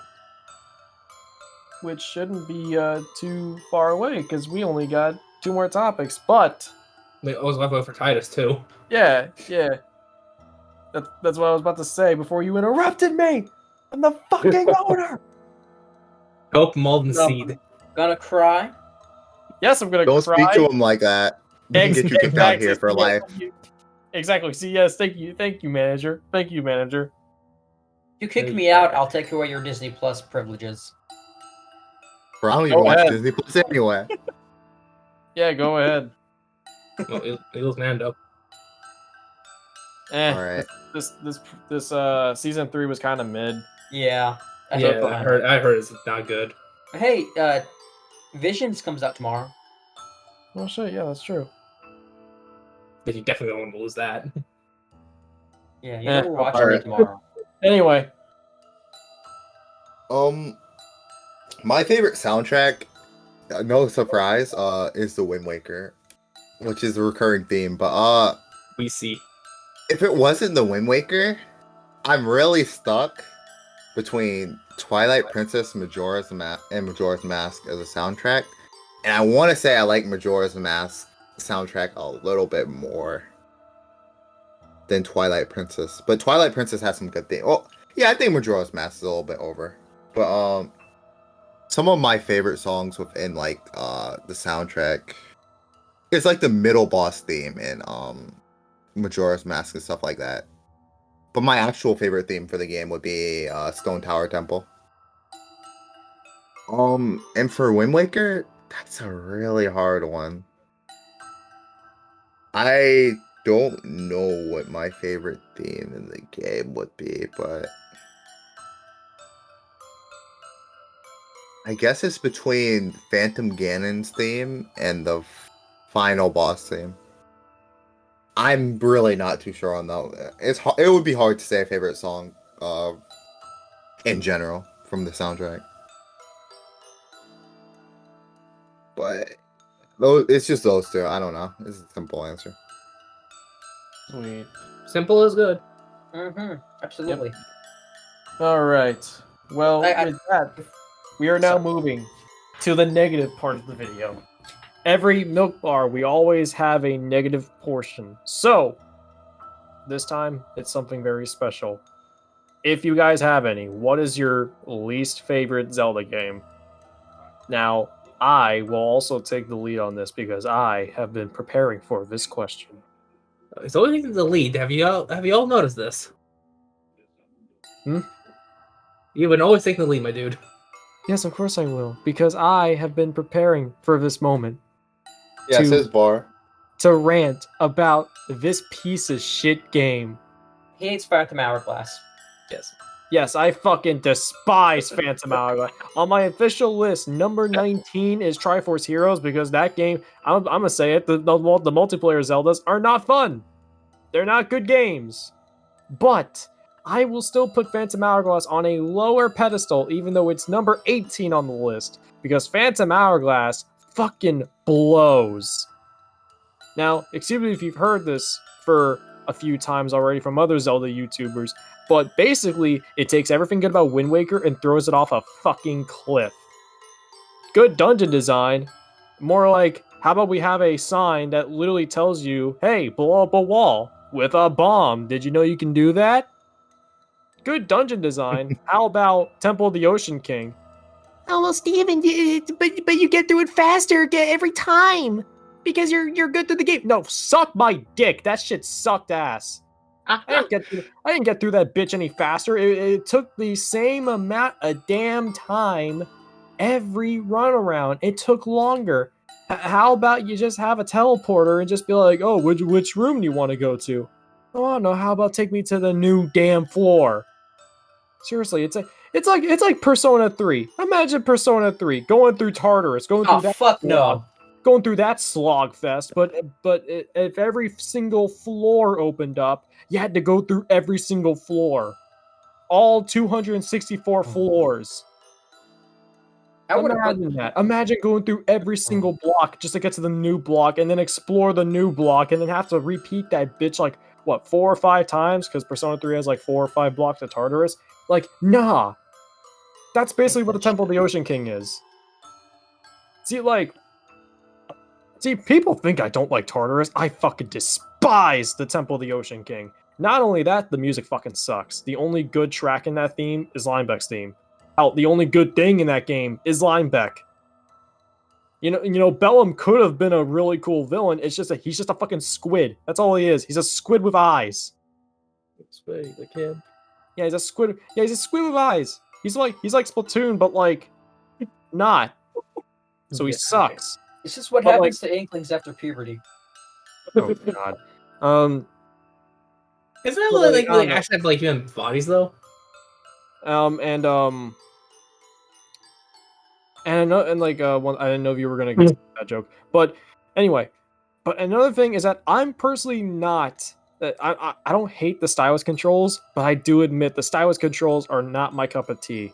Like I have had moments where legit I would do something that I did not want to do. The amount of times that Link would do a spin attack because I would like tap the stylus in like the same general direction, like very close to like my last stylus point. You could just tell me that's a skill issue, but no, I think it's just because Phantom Hourglass fucking sucks. Also, the name Phantom Hourglass. Like, okay, you can use the word phantom, right? Phantom's cool. Mhm. But the subject word needs to be cool to fit the phantom theme. You know, like Phantom Thieves, like that shit's cool. But Phantom Hourglass? What's next? Phantom fucking dildo or something? I don't fucking. You know what? boy. That would have been a much better fucking. That would have been a much better fucking game. Phantom dildo. Okay, Jen. Anyway, who wants to go next? Phantom Hourglass fucking sucks. Anyone that likes it, they're probably being paid to say that. Hey, I'm being paid very well, guys. No, All right, you're no longer manager. Fuck you. it was a joke. It was a prank. It was a prank. I'll take the position. Do you like Phantom Hourglass? I never played it, so I cannot say. All right, well, you need to play it in order to hate it, which means you can't. Can I hate Zelda 2 if I've only played 2 dungeons of it and I just really suck ass at it? That's also not valid. I don't hate Zelda 2, but probably my least favorite because it's like rather, I think, unapproachable because of just how insane its difficulty is. Hashtag skill issue. Hashtag L plus ratio. But yeah, it's got to be at the bottom of my list because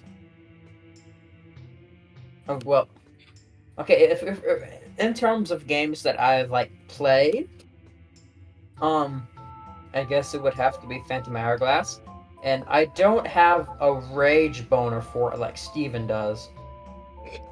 But yeah, it's just not.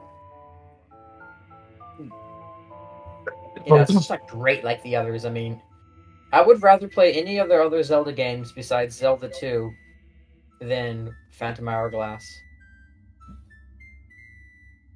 And I mean, it was one of the first ones I played. I know I have a certain soft spot for it. But yeah, Phantom Hourglass, I find some value in it. There's some stuff I like. Like I like that you can. I like the different fairies. I like Celia. I like the flame sword. I like the Bellenbeck battle. But yeah. Excluding Zelda 2, and I can't talk about Four Swords Adventures because I refuse to play that single player because that would be an absolutely miserable experience. I think I have to put Phantom Hourglass at the bottom of my list. You know, actually, the only thing that Phantom Hourglass has, it actually lets you go inside the ghost ship. So, I mean, there's that. It's actually part of the story, yeah. Because Wind Waker's ghost ship was very underwhelming. Yeah. But Phantom Hourglass's ghost ship was actually Decent. okay. It was actually decent. There, I said something good about Phantom Hourglass. Oh shoot! Something else. Phantom Hourglass. So any Something Phantom else- Hourglass fan in the chat, there you go. Something else about Phantom Hourglass I like. Linebeck's Gerudo pirate girlfriend. Yeah, she's cool. Jolene, I think her name is. I've seen her design. She looks nice. Yeah, Jolene. Jolene's cool. Jolene. I literally don't know who she is or what she looks like. All you know is that her name is Jolene, so yeah. Google it. Okay. But yeah. Alright, this will be interesting. Alright, you know what? I want to hear this one. Gabe, what's your least favorite out of all That is gonna be hard because I played almost every single Zelda game, but I've only finished 3. Yeah, The only games- if you don't have one, we could just skip the titles, but if you want to, like, I guess talk about like what like your least favorite part of a game that you don't like. I guess can like that. think of one game I remember playing a bit of it, and I was like, oh god, this game is ass. Now this game's actually ass. The CDI games don't count. No, I wasn't going to say because I haven't played those, and I don't want Breath of to. the Wild. I'm kidding. No, Breath of the Wild was like okay, and I like it, but like no. In genuine fact, I think it's easily Triforce Heroes. I remember playing the demo of it, so I mean it's not full on fair, but I gotta pick something, man. Yeah. But like I was playing the like single player because I didn't play multiplayer, which was a bad fucking mistake. Playing that game single player is a bad mistake. Playing the game in general is a bad mistake. But oh my god, no, the game is just not fun. It's bad. It is actually terrible. I'd rather be playing anything else. Preach. Okay, that's a bit far because there's some games I even hate even more. But Even Valor? huh? Valor and Wonderworld. You play Okay, it over Triforce Heroes. Well, that's actually a hard question. I don't like those games equally. Wait, is Triforce Heroes really that bad? Yes. That we're saying it's as bad as Valor and Wonderworld. I find that unbelievable. Okay, it's not as bad as Bow and Wonderworld. It's not terrible because Bow and Wonderworld is a game that is it barely stands on its own. It's like it's as if you're trying to give the fucking shrimp from Smiling Friends like a huge amount of groceries. That bitch can't carry anything. But Triforce Heroes at least play okay. Triforce Heroes, to its benefit, has like good structured gameplay. It's just that multiplayer and Zelda just sadly don't mix, which is why anyone that wants it in Tears of the Kingdom, I have no fucking idea why, but whatever. And the dungeons are very simple. The dungeons are way too simple and way too easy, but like at the same time, like I said, for a multiplayer game, it's serviceable. So it's not on Bow and Wonderworld bad, but like I don't know. To me, I just don't see the love for it. Also, gameplay over story. I get that, but like the story fucking sucks. Story's absolutely terrible. The entire crux of Triforce Heroes is that the princess wears a onesie.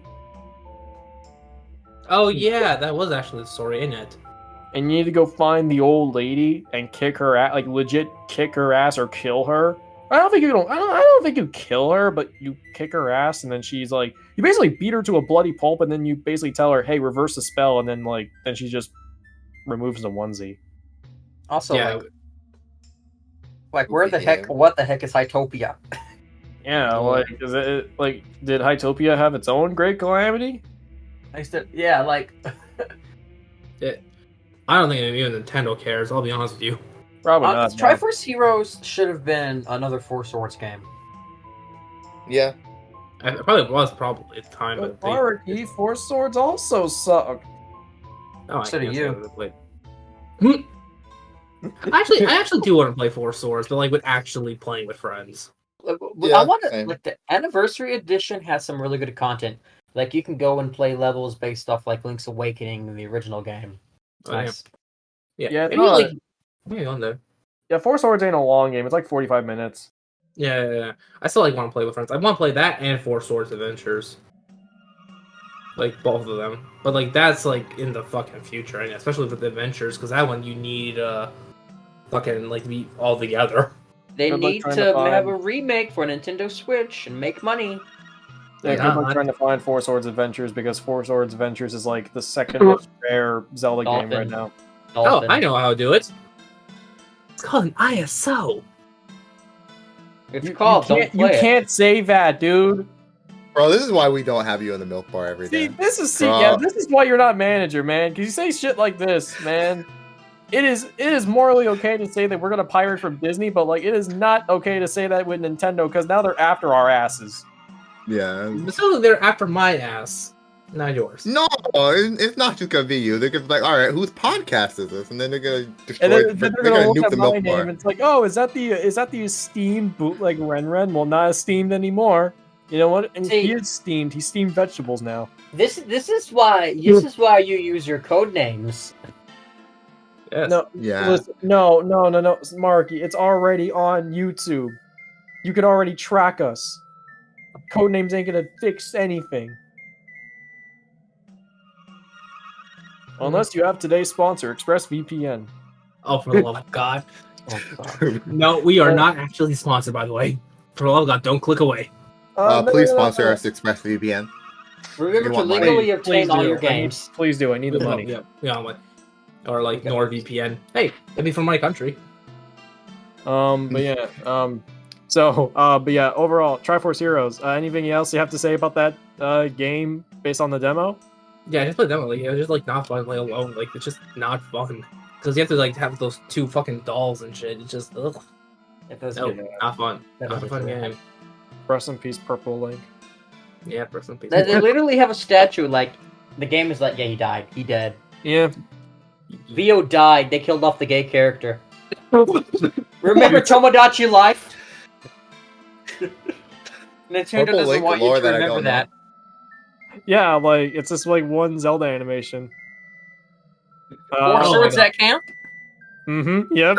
Four legs like that, Wonder what baby. Ganon's up to. I Yeah. did not see that coming. It is one of the best. It is one of the best Zelda animations. But anyway, so Titus, Gabe, if you're done, are you I can't really think of anything else really. sweet? So Titus, it's time for you to Yeah. join the hate. You let the hate flow through you. All right, what's I'm gonna your give the soy boy answer. You're gonna like part, and you're gonna like not like the other part. And then there's the other answer, but it's Phantom Hourglass and Spirit Tracks. And all right, I know you guys could be like, wait, we'll pick one, right? I haven't played Spirit Tracks, right? But I hate the stylus controls so much that it's going to translate over to both games.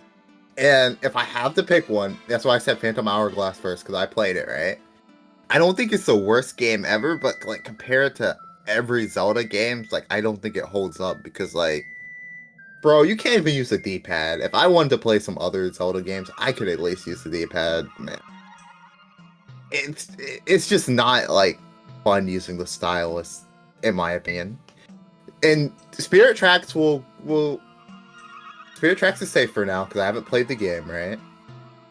But I don't know. It's kind of questionable, and it's upsetting because it's a sequel to Wind Waker, so it's just like a slap in the face. But okay, for my other answer, if we're talking about good Zelda games, and the Zelda community is about to kill me, I'm gonna say my least favorite, and it's not bad at all, is Breath of the Wild.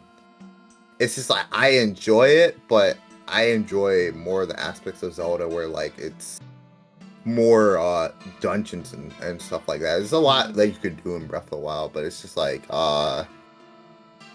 it's a longer game, so it's harder for me to like to get back to. I don't see myself replaying and finishing the whole game of Breath of the Wild as much as playing the other Zelda games. I don't know. I think a lot of the fandom would agree with you because, like, while it's a good game, it's just so big and there's like basically no story that Yeah. it's really hard to get engaged with it, making it hard to come back to. Like, I've been replaying it recently and I love it, but the only reason that's happening, I think, is because of Tears of the Kingdom. It made me want to start playing through the game, and like I had like 40 shrines to find after I found another 40 or half whatever in the last time I played it, and I had a really good time. But like, it's one of the games where you beat it, you play through it, you beat it, and then you wait like 5 years. Yeah, but- that was pretty much like my attitude with Breath of the Wild because like I beat it once, and then I dropped the game for a bit, but then I went back to it and I did like a second playthrough where it's like wasn't really a challenge run, but I mean like I got less Korok seeds, I did less of the shrines, I got the Master Sword at least, but like I guess the only thing I really did was like I used the champion weapons. So I mean, like, Yeah. quote unquote, like canon way to play it, because a lot of people. One of the best things about Breath of the Wild, though, is that like the fan art is amazing, and some of the fan art of Link like holding all the champion weapons is like reminiscent of like that one render of Link holding all of his items from like the original Legend of Zelda. It's amazing. Oh yeah. There's like Yeah. a bunch of concept art like that, and I love it. I adore it. I live for it. Yeah. I think it's the- Oh, my bad. Like, I think when I fought Ganon in Master Mode, I took, like, the Gerudo Shield, Rivali's Bow, and I guess probably Sidon's Spear because it's just better than Daruk's Hammer. But yeah, like, I wanted to have, like, a piece of all the champions with me. I mean, in that regard, you have like Daruk's protection. So I mean, technically speaking, you still have like a physical thing of Daruk. You have a shield, so That's true. Yeah. Because Daruk's protection is ready to roll! yeah. I should have seen that coming. Here it comes! I think it's the Divine Beast too. Like, when I'm not like, if I've replayed the game, I think like 2.5 times, even though I've never finished the game because I'm insane, right? I just when I go replay the Divine Beast, I'm not like it's like, okay, I gotta do this again. Where like with any other Zelda dungeon, I'd be like, all right, it's this dungeon. I'm playing this dungeon again, right? It's like it in no way it feels like a dungeon. It just feels like I'm doing stuff. Like it just there's not enough to it, and I think that's a big part of that. Yeah, it feels like you kind of have to do it. Like, oh boy, I'm trying to get Mipha's Grace. I'm trying to get all the abilities. Let me just go do this real quick instead of like, you know. That's just how the game's structured. It's different. It's not necessarily bad. I just want to flex on the fandom for a moment and say that my initial playthrough of Breath of the Wild, I did Bob Meadow last, so I made it through most of the game just climbing without Rivali's Gale. Oh yeah, no, I legit did the same. Like I went first for the fucking the water one first. Ruda. Yeah, Ruda. Then the fire one. Then the desert one, and then I finished it up with the wind one. I'm like, See, what happened to me is, so after the Great Plateau, I was like, I don't want to go to Kakariko Village yet. So I tried to go to Vah-Ruta, but somehow I ended up at Death Mountain. I ended up at Death Mountain, so like, okay, so I did Vah-Rudania. Then I did Ruda, Naboris, and then Meadow. Okay, so there are like first three were like the first two were different, but then like our third and fourth were the same. Yeah. That's funny. Like What? I want to get like when I did the freaking the one with like the one I was like, oh, that was the easiest one. Wait, was I supposed to do this one first? Yeah, no. I think the story intends for you to do Vah-Ruta first, I think. Yeah. That's probably like, yeah, I does feel like that's the first one you're supposed to do. But God, like if I had to go for difficulty, then yeah, no, that should be like second. Yeah. Like, I think the Vah-Ruta. best skill overall is Urborsa's Fury. So like, let's get one thing out the way. Rivali's Gale doesn't actually get you that far. It really doesn't. It But, helps like, a tiny bit, but like it's not that important. Like Yeah, it's just Urborsa's Fury, you hold a spin attack around a group of enemies, and then did you blast them with lightning? And then you can just go ham on whoever you want to, and it really helps out during fights. And you get 3 charges of it. Yeah. Also, which I think is cool, like how it's like the strongest. It's the strongest champion ability, but also the hardest to get. Oh yeah, it is actually. I say again, like because it's started like yeah, it is the hardest of them all, and it is the most useful. I'll be honest. Yeah. But I think that's it for all the negativity, right? Yep. So we have like, okay, cool. All right. So we're back to being positive now because we are at the final question, the final piece of this podcast, and then we can call it a day. So my question for all of you is: what is your hope for the franchise? Like going forward, like is there something that you want like to see, you want to have want to happen? Do you want this like series to like branch off into like other forms of media, not just like manga, or like do you want to like take on like different game genres? Just whatever you want really. Like do you guys like have like a hope for the franchise? Like possibly like going in like a similar direction like Tears of the Kingdom or whatever? Just whatever, honestly. With this one, I'll let any of y'all join in. So flip a coin. I don't know. Do whatever. You mind if I go first? Go ahead. Yeah, go ahead. Yeah, sure. Yeah, you sound ready. Yeah. I think my hopes for the series is that right now we have the sandbox open world side. But I do really hope when it comes to 3D Zelda, we do get another classical style. Because I would love to see more, like, especially with like how they've come so far, like with like Skyward Sword being the last one. I want to see them try again. I want to see another one. Obviously it's gonna be a while for that, but I would love to see that. I just don't know if they're gonna do it again after how the success with Breath of the Wild and shit. I think A Link Between Worlds is the way to go. Because it gives you openness like Breath of the Wild. Because a fair amount of the dungeons you can do in any order. You can pretty much go anywhere, anytime you want. But there are a few dungeons, like you have to do like the Eastern Temple, and then there's a few other dungeons in the Dark World, Low World, and other things like a few things you have to do before you can do other things. And I hope Tears of the Kingdom does that. Or it's like, okay, so you can go to these dungeons and you can go to these places in any order you want. But you have to do X amount of these things before you can advance the story to the next phase and do this. Yeah, I agree with that one. Because, like, think of Twilight Princess. You got to go through the Earth, Fire, and Water temples before you can get to the whole Midna's Lament sequence. What if you could just go, hey, okay, cool. So I just got a few Shadow. I'm going to go to the freaking sky and grab a Mirror Shard, and I'm going to go to this, like, snowy mountain. And then I'm going to go to the Fire Temple now. When it's like that and it lets you go anywhere whenever you want with no restrictions, it really limits the way you can tell your story, which I think is one of the reasons Breath of the Wild has memories, because it's like, oh, well, we can't have Link involved in a moving narrative, so we're just going to make the story 100 years in the past and take place in flashbacks. And that really hurts the game. It's like... I mean, I think it's possible to do a story but also allow that freedom. I think it's possible. It's difficult as all hell. I do agree, but like I think it's still possible. Yeah, no, 100%. They just have to do the right things, and they did it in Breath of the Wild. They did the right things for it in A Link Between Worlds, and I hope they do it here in Tears of the Kingdom. Same.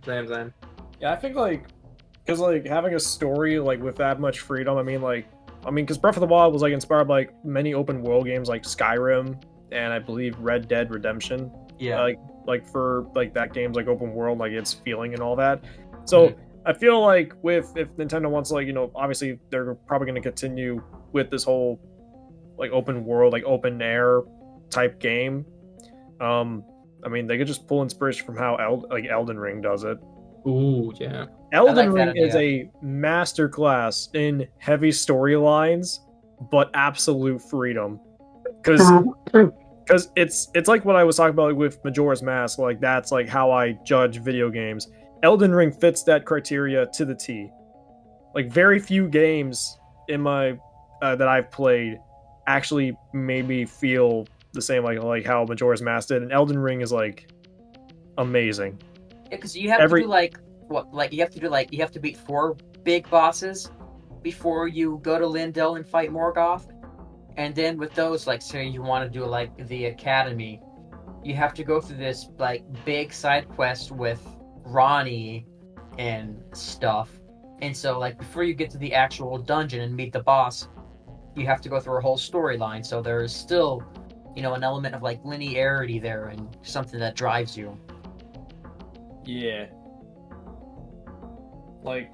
just stuff like that, like stuff like what Elden Ring did, like with its storyline and its bosses especially. It's like that would, because every boss in Elden Ring like has a story, like they have lore. Like one of the best ones was Starscourge Radahn, Like that is like Oh, the best boss in the entire yes. game. I love that fight. That is basically Ganon. It is literally Ganon. Dude, like, imagine Ganondorf enters the kingdom, just like pulls the moon and yeets it at you. Oh my god. God, like imagine you're fighting him in like Gerudo Desert, and then he just says, "All right, see ya," and just flies away, and you're like, "Okay." Where'd he go? Oh, there he is. Yep, Shit. All right. Well, I guess I'm done here. That was cool. Anyway, Yeah. what the fuck? And like he just comes like hurling at you with a ball. You know, of fire. that's another thing. So you know, so like you can summon spirits, and like summoning spirits and allies is a big part of the Radon fight. It'd be cool to do that in Tears of the Kingdom with like the champions and the NPCs. Yeah, the champions. Yeah. Oh, another thing that you're talking about Radon, to access like half of the underground world, to like get the mimic tier, you have to beat Radon. If you don't beat Radon, that whole like half of the underground map isn't accessible. So like that's what I need Tears of the Kingdom to do. Yeah, that'd be great. Yeah, that'd be actually. Yeah, like have inspiration from Elden Ring. That would be really good. I don't know if they will take some like inspiration as much because it was only like a year and a half from when Elden Ring came out to now, so they could take some of the inspiration, and I hope fully they did. We'll see how. We'll see in about 10 days, I believe. I think it's Not 10 even days, that. right? I'm pretty sure they didn't. I'm pretty sure they didn't. Like, well, like I'm pretty sure they didn't take inspiration for Tears of the Kingdom. But I mean, like a bunch of open world games have already come out. Like in the span of like from Breath of the Wild to Tears of the Kingdom. I mean, like we got Red Dead 2. So Yeah. maybe they played that as well. Then again, Red Dead 2 came out in like 2017 as well, right? Yeah. Yeah. So I mean, like Witcher 3. that's 2016, I would believe. wait. Well, like they were basically done with Breath of the Wild by that point. Let me check actually. Yeah, 2015. It was 2015 where Witcher 3. Oh, I think they were already so long in Breath of the Wild's development by the time that game came out. Yeah, like I don't know. You So a lot of open world games have like already maybe the inspiration from a bunch of other open world games, but I don't know. We'll just have to wait and see for like the future of the series, like after Tears of the Kingdom. We'll see. Especially for like the theme, because like obviously, because like we have like the whole technological stuff now, so it's like, are they gonna continue technologically advancing Hyrule, or is it like, are we just gonna go back to medieval fantasy? Well, like Actually, I I would think love to it's see that. technologically advanced. It's like ancient magical technology. Yeah. Basically like golems, like if you know what a golem is. Yeah, So like yo, like Minecraft. That's just an episode.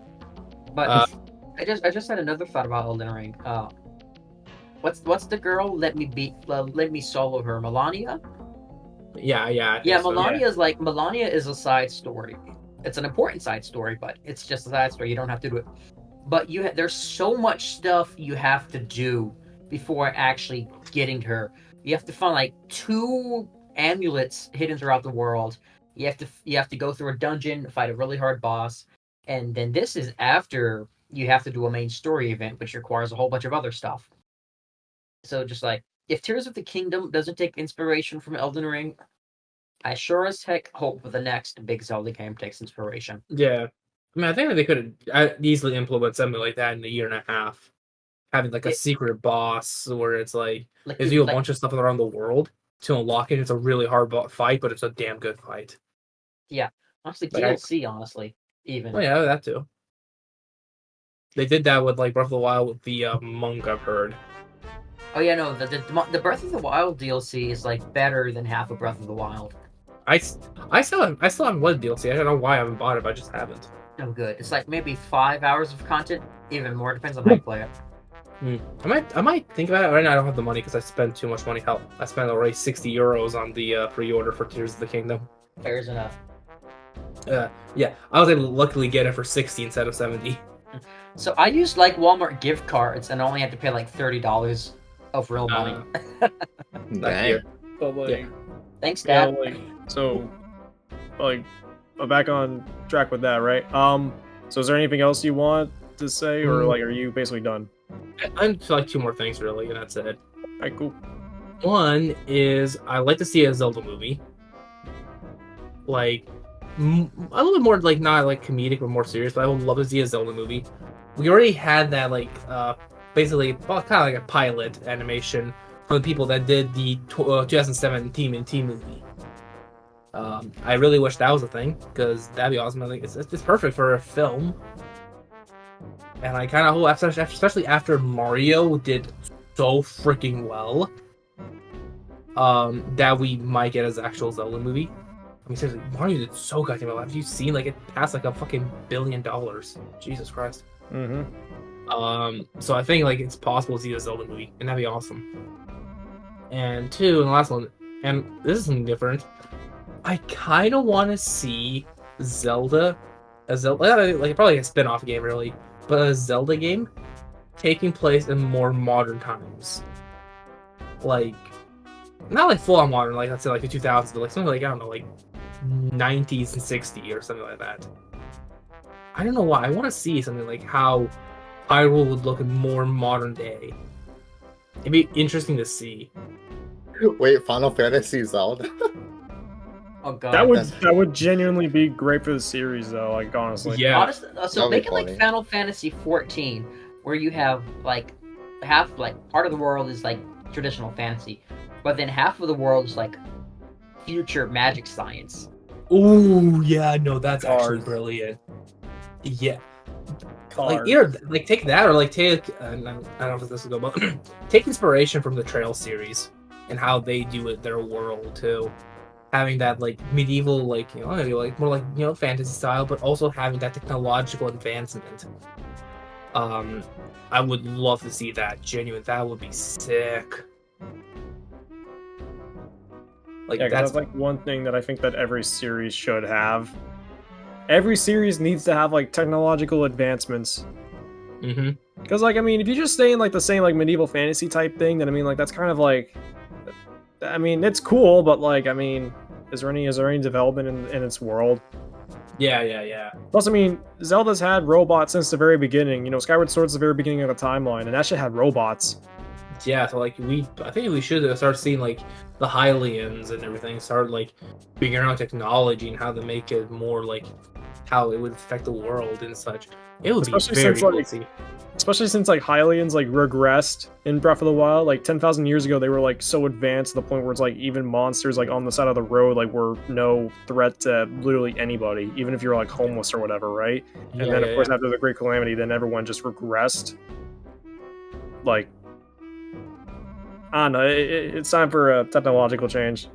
Mm-hmm. Give us Oh, Industrial Revolution, Zelda, please. Give us steampunk. Yeah. Please. Give us Divided Kingdom, the video game. Oh, whoa! What is Divided Kingdom? More on that later.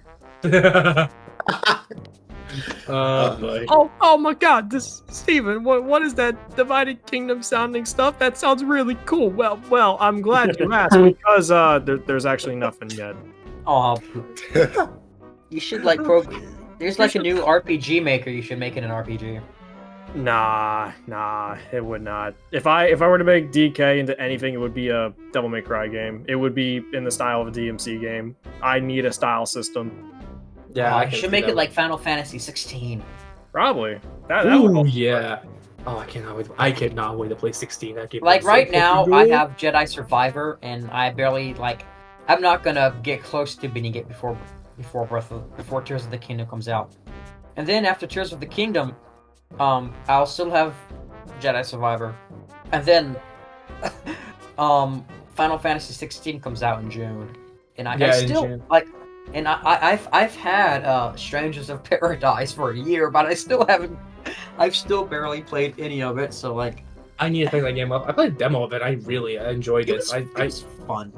Yeah, it's a fun game. It's basically one of the more it's a Souls-like, but it's easy Souls-like. But I still quite enjoyed it. Yeah. I just need to find a full copy for it, and that's not really expensive, like 50 fucking euros. Yeah. I'm not paying that much for a game that's a few years old. Why Well, it not? came out last year.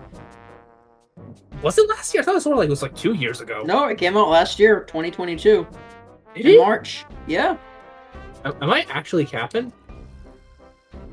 For real, no cap. It's a year old. Let me check. Oh fuck! I am actually capping. I could have sworn it was 2021. Nah, fam. Oh, ain't I an Wait, idiot? You got so many games ahead of you. By the time you're actually ready to play it, you'll probably be able to find it for cheaper. Oh, I hope Like so. PlayStation 4 games, if you have a PlayStation 4 or PS5. I have a those PS5 games now.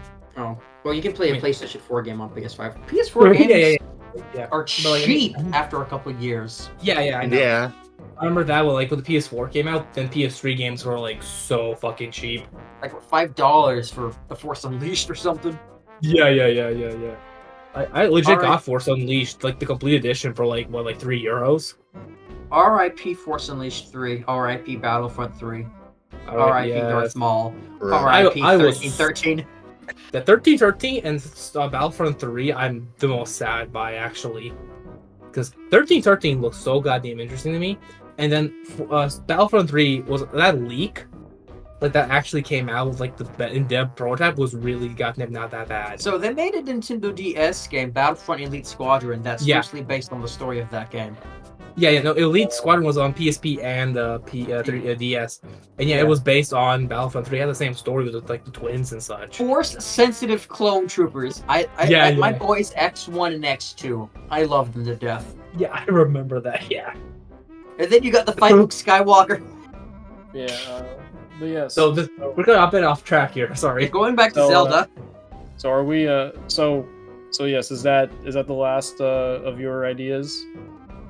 Yeah, I don't think anything else. I really can't really say the manga. I think it's like maybe also Skyward Sword manga. Yes, That would be please. Yeah, especially since Twilight Princess is done, which I am getting the 9th volume in a few days. Oh I my can't gosh, wait the Twilight, it is so good, so good. As soon as I get the 11th and final novel, then I'll start binging it because I'm still on volume 2. Like I'm near the end of volume 2. I started reading it again. It's like I'm at the near end of it. I stopped at 8 right now. I'm right now waiting for Amazon to send me the 9th book. I mean, it's already in shipment, but I'm still waiting for to get it. And then after I get my paycheck, I'm getting for the 10th book, and then maybe also the 11th, and then finally done. I can't wait for y'all to get to the end and see what it like. I can't wait for y'all to read through it. I already know some spoilers for the 11th book. There's something happens. I'm not going to say what, but something happens in I think the 10th book. Yeah, I already know. Like, actually, I'll just DM it to Maruki, but I know like the stuff. It's funny because like I was collecting the series since it came out in 2016, and I'd never read it. And then like a couple weeks before 11 came out, I was like, I need to go ahead and read this. I fell in love. All right. Yeah. But, so I assume that Mr. Maruki, do you have anything that you wish for in the franchise, or did you kind of? I got a lot out when he was going. I'd like to see an animated series. It doesn't have to be an anime, but given it's a Japanese company and they've played with Zelda animes in the past with like Smash Brothers and Link's Awakening remake, I think a Zelda anime would be a great idea. Just please A follow up CG with- animation would also be really cool. Dave Filoni. I'd love Zelda in the Clone Wars art style. But like if you like just make an animation like with Breath of the Wild style, or like the art style from like the Twilight Princess, or like the Wii U Tech demo art style, or like considering the success of the Mario movie, like I think it's inevitable that we get a Zelda movie. Yeah. And just to make something that's like recognizable, they could bank on the Breath of the Wild art style. And I think it'd be really cool if they told the story of 10,000 years ago. So like a story we don't know. Like, That'd be kinda sick. given we already have 2 games in the same Hyrule, I don't really see them doing a third, as much as I would love to explore the ancient Breath of the Wild Hyrule. So, like, 10,000 years ago, Breath of the Wild art style. I think that's like money in their lap, right there. Yeah. That's one thing. Like, I don't really want an adaptation. I want an original story. If we I can. agree with that. I also want like a manga with an original story. But in terms of adaptations, I think Skyward Sword should be next. But like after Tears of the Kingdom, I'd love to see like the Breath of the Wild verse turned into like an epic novel. So like with Breath of the Wild, Age of Calamity, Tears of the Kingdom, and any other games they might throw into there, it'd be really cool to see that giant storyline turned into a serialized manga. Because I mean, Twilight Princess was the biggest Zelda manga so far. They turned it into an 11-volume series, and they could do like a whole lot with Breath of the Wild. Like start with the flashbacks, and then the actual Breath of the Wild itself. Then Tears of the Kingdom, you could do stuff in between the games. Then however you want to work in Age of Calamity. I'd also like to see novels, whether that's like a light novel or a novel adaptation of a game, or just a straight up original Zelda story novel. Because like fantasy is really popular. The Zelda universe is a perfect setting for fantasy. And if you want to sell your franchise, especially overseas, make it a fantasy. I work in a school library, and the kids they love fantasy. They love fantasy. So there you go, Nintendo. Oh, yeah. More bank. I also want to see them. I want to see Lego, which there have been some credible leaks that we may be getting a Lego set in the future, next year-ish. And I hope that is something that happens, and I hope we see more Lego Zelda. I also wish Nintendo would license to Hasbro, because no offense to Jack Specific, they have some good products. But like, if you're not familiar with it, like, look up like Star Wars Black Series or Marvel or DC Legends. Those are like some really good figures. Steven here knows what I'm talking about. They're anywhere from $20 to $30. Talking 6-inch good quality figures that don't cost $80 like a Figma or another Japanese figure. They have multiple points of articulation, so you can display them, you can play with them, you can put them in stop motions. They're great. And I think, and I know, and like, it might be weird since it's Japan and it's Hasbro, but like, all Nintendo has to do is reach out to Hasbro and make a license. If they can do it with Lego, they can do it with Hasbro. I mean, a lot of Japanese IPs have connected with Hasbro. What's that?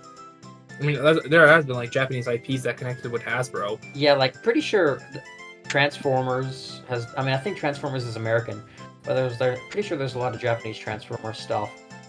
I think. Well, was it Jack Pacific? But I think like Bakugan was like, that was a Japanese thing, but they made. Well, yeah, toys. Bakugan was Hasbro, wasn't it? I think it was Hasbro. Was it Jack Pacific or was it Hasbro? I don't remember. I think it was Hasbro, pretty sure. Yeah, like, but you get like there have been Japanese IPs with Hasbro, so like that can be possible. Yeah, and I'd like to see more spin-offs, of various types. Like, especially, like, I want more Hyrule Warriors games. And I want them to be, like, I want them to have side content like the original Hyrule Warriors, not Age of Calamity. Give me games like Twilight Princess P-Cross, just like small little games. Maybe make it that mobile Zelda game that we never got, that we were supposed to get. Top-down games. Like, I want Zelda 3. Give me the sequel to Zelda 2. Yes, it's been More remakes. Remake the Oracle games. Remake Minish Cap. Remake Four Swords Adventures. Or give me a new Four Swords game. And then more like indie collaborations, like Cadence of Hyrule. Collaborate with more indie developers. Give me a new Zelda side-scrolling game. Expand on the series. You've expanded on the main series, but it's time to focus on the rest of it, and there's a lot of room for Zelda to grow in something more beautiful than it already is. Yeah. Yeah. You might want to interject one thing that Marky said before. Sure. We'll like talk about like an anime that's like CGI for Zelda. I would love to see, like, if that actually happened. You know what company I would love them to get to make that anime? The same guys that did Trigun Stampede. Oh, that'd be pretty cool. I think that's called Studio Orange.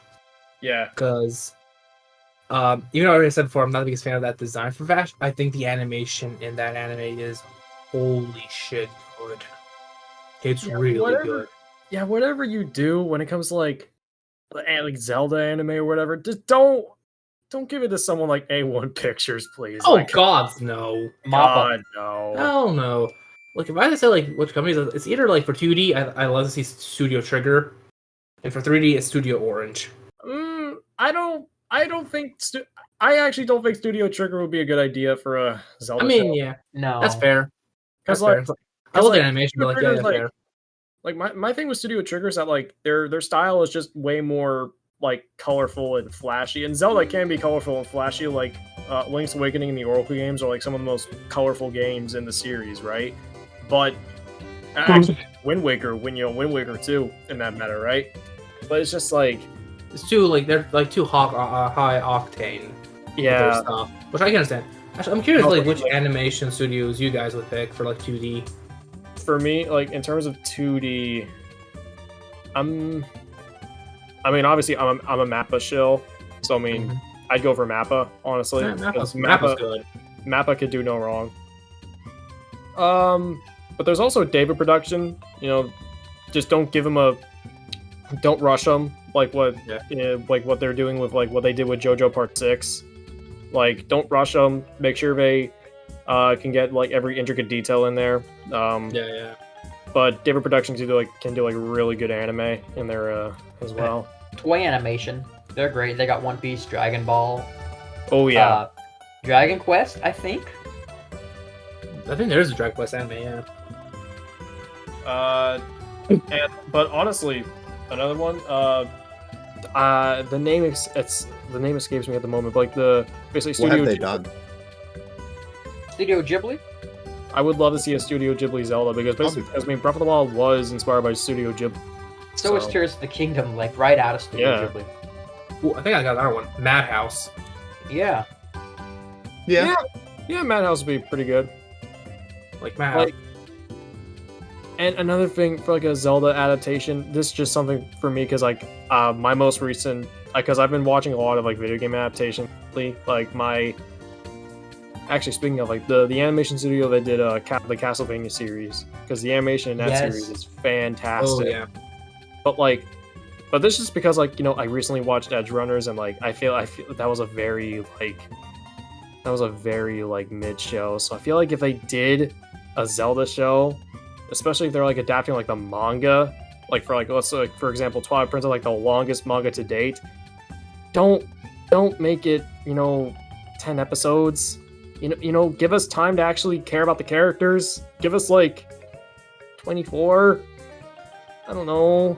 Just give us more, But then again, I mean, Castlevania's 10 episodes, and from what I've seen of the series so far, it's like because I'm starting to like rewatch like the entire show because I've only seen like a handful of episodes. You can make 10 episodes work. So I don't know, maybe could work, could not work, but I think it's just like depending on like, the type of story that they want to tell. Yeah. But yeah. So is that it for your thing, Maruki? Actually, yeah, just about, but you got me thinking about... So, there's 70 chapters in Twilight Princess, and an anime episode is about 1 to 3 chapters. So, like, if I do 70 divided by 3, like, yeah, it looks like the Zelda Twilight Princess anime would probably be around 24 episodes. Yeah. Which is the I mean, perfect that'd be- length. that'd It's the perfect length for a Zelda anime. I mean, yeah, that'd be awesome. Yeah. Also, Twilight. like I love Akira Himekawa, or I forget how you say their name. Yeah, Akira Himekawa, yeah. Yeah, but like, let other people make Zelda manga. Okay, I already think of one artist I would love to see their art style with Zelda. Who? Shiro Miwa. Oh yeah, I'd like to see Oda if he was finished with One Piece, but that's never happening. Oh yeah, hell no. Like, yeah. I'd be interested to see Shiro Miwa because I love his like art style. I don't think he'd ever do it, but like Isayama with Zelda, that would be cool. Honestly, like I want to see Gigi Akutami do a Zelda thing. Basically the JJK mangaka. Ah, Oh, that would be a good art style. yeah, I like the art definitely. style. Like that would just be. I mean, you take a look at anything from JJK in terms of like its backgrounds or its fight scenes, and it's really good. Good shit. Hiromu Arakawa from Full Metal would be great. Ooh, yes. Absolutely, that would be sick. Her art is like really good. And My opinion. one more final one for me because self-indulgence, but Kirihiko Araki. You gotta have here. You gotta have him. You You gotta gotta have have him. hierarchy. Yeah. Look how he designs men. He's very particular about designing beautiful men. He says it in interviews all the time. Imagine how much fun you could have with Link. He can make him look Oh, like yeah. Rohan. We can Yeah, have a he thought Link it that was looks like fine. Rohan Kishibe. That is an interesting idea, actually. It's like, And then Ganondorf would be like a buff dude, like a buff JoJo villain. yeah. And then like Zelda would be like ripped. She would be like the peak of female masculinity. Definitely. Mhm. That actually would be pretty sick, yeah. But yes, Titus, do you have any hopes for the future of the franchise? So what I want them to do is experiment a lot more. Like Breath of the Wild was a step in a different direction and more experimental. So I want more stuff like that. Like I would like to see a Zelda Maker. I don't think they're gonna do it for like 2D games, but like 2D, like just to see Nintendo to try to make a 2D Zelda Maker. I mean, And then I would like to see. wait, isn't there already uh, like a Zelda-like maker though? Wait, from Nintendo? Yeah, like in Link's Awakening on Switch. Like you can Well, make no, I your mean own like a dungeon. full on, That one's like a okay. full on. That's Okay. a very cookie cutter Zelda dungeon Yeah. maker. Yeah, but it is Like like a- a proof of concept though. Yeah, Yeah. but it's I don't know. I didn't really like that feature, honestly. That's I what like it to is. see one fully more fleshed out, like where you can make like not just whole entire dungeons, but maybe it's too much. Like you can make where you can play your own game essentially. That would that- be sick, but that would Yeah. be like, yeah, I don't think they would give it like that. That would be too much for like Nintendo. But like, I that'd can be see kinda them cool. doing it, but it would probably be like a smaller scale. Don't tempt them. Yeah. Yeah. I would like to see a Zelda roguelike or a Zelda with roguelike elements. I feel like that would work. I don't know how, but it would be cool.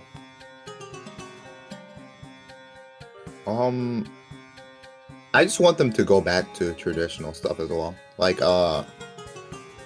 if they're going to have the Breath of the Wild formula of style of games, I feel like they shouldn't do it as often.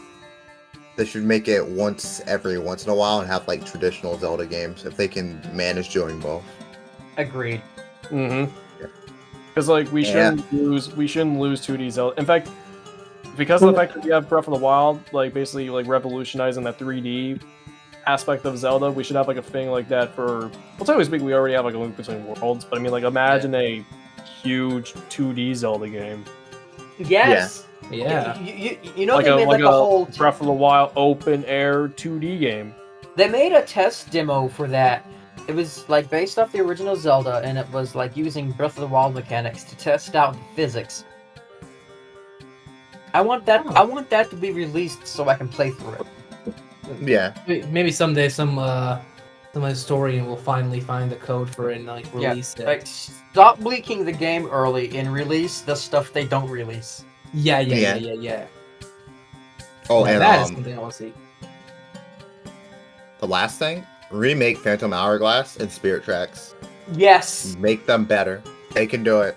Yeah. That's what I Okay, want. but does it have to be Phantom Hourglass though? Yes. But Don't but you want to it see your controls- least favorite game go to like one of your favorite games, Steven? Don't you want to see it happen? That doesn't fix anything, bud. No, what I mean, like remake, not remaster, remake it. Yeah, Take But me that, the game, that change doesn't it. solve the issues in the original. Steven would still hate it. Oh yeah. yeah. Yeah. I definitely. But you could honestly, at that point, you could consider them two different games.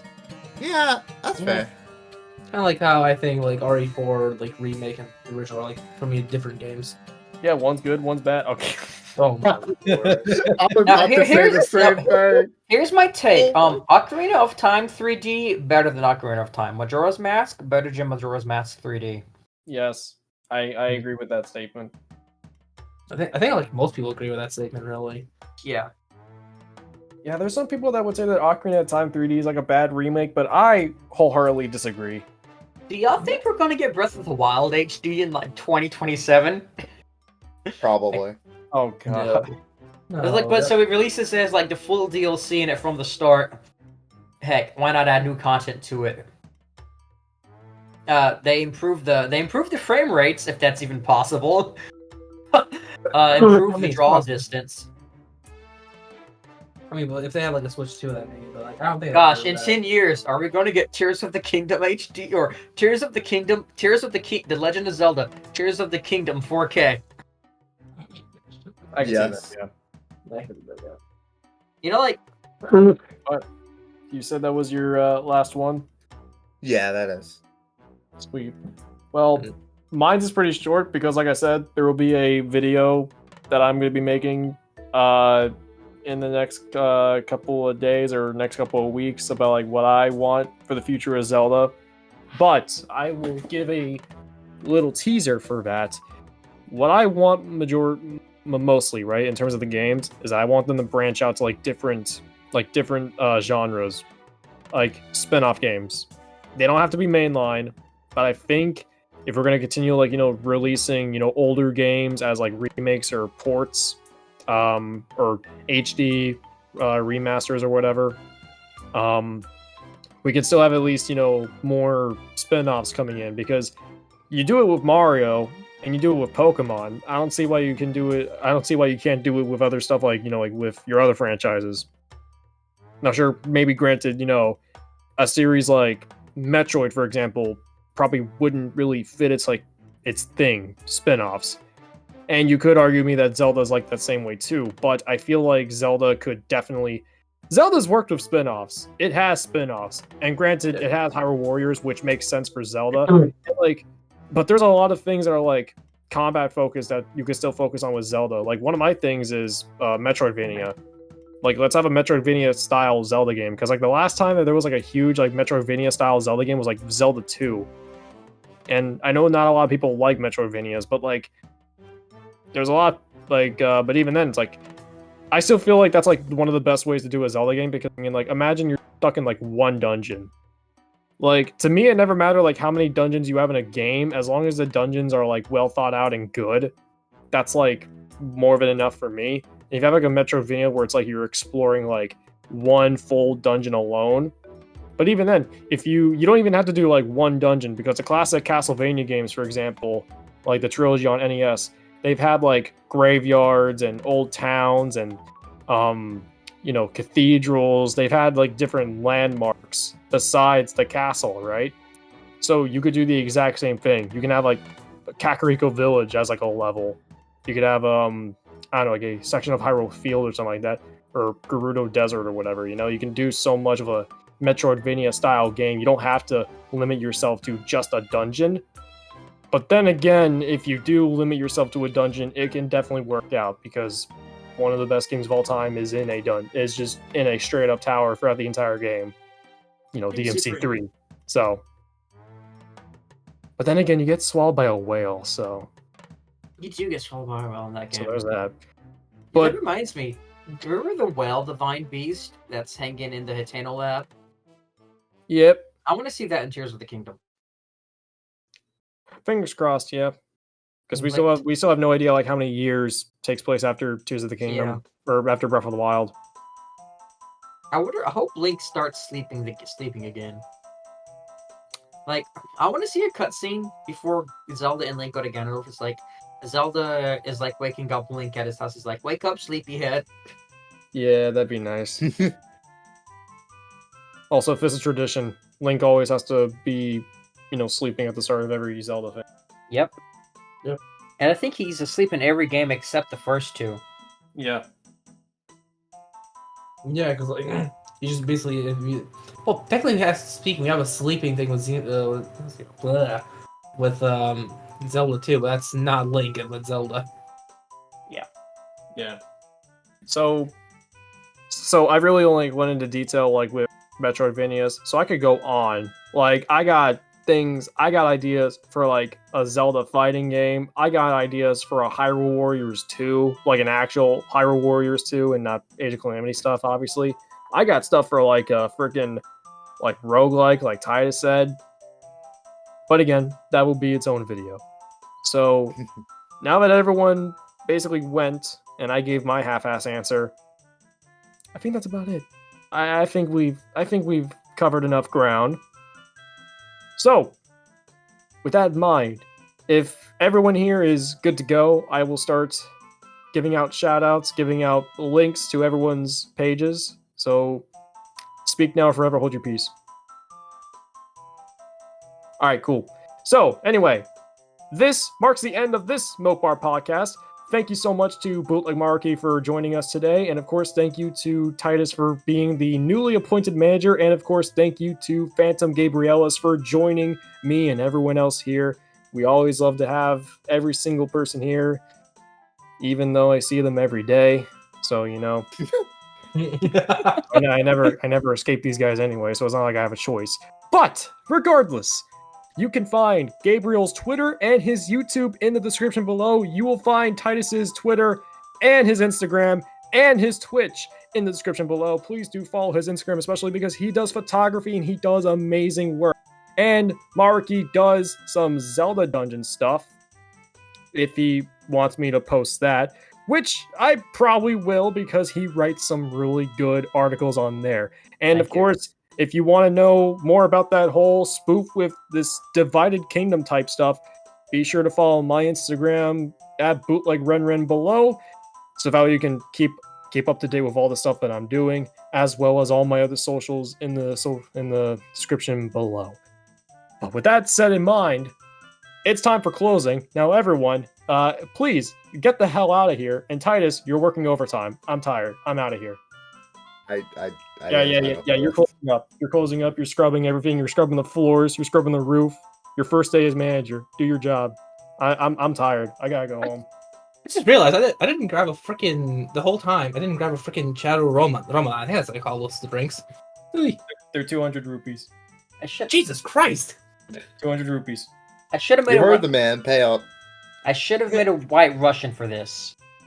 I'm having a White Russian next time I'm on here. That's 300 you really? rupees. Oh, bloody hell. Alright, take my rupees. I got too many of them anyway. Hey, that's capitalism, baby. Well, that's really good. I'll keep that myself. We get to have a clear head. You're just broke.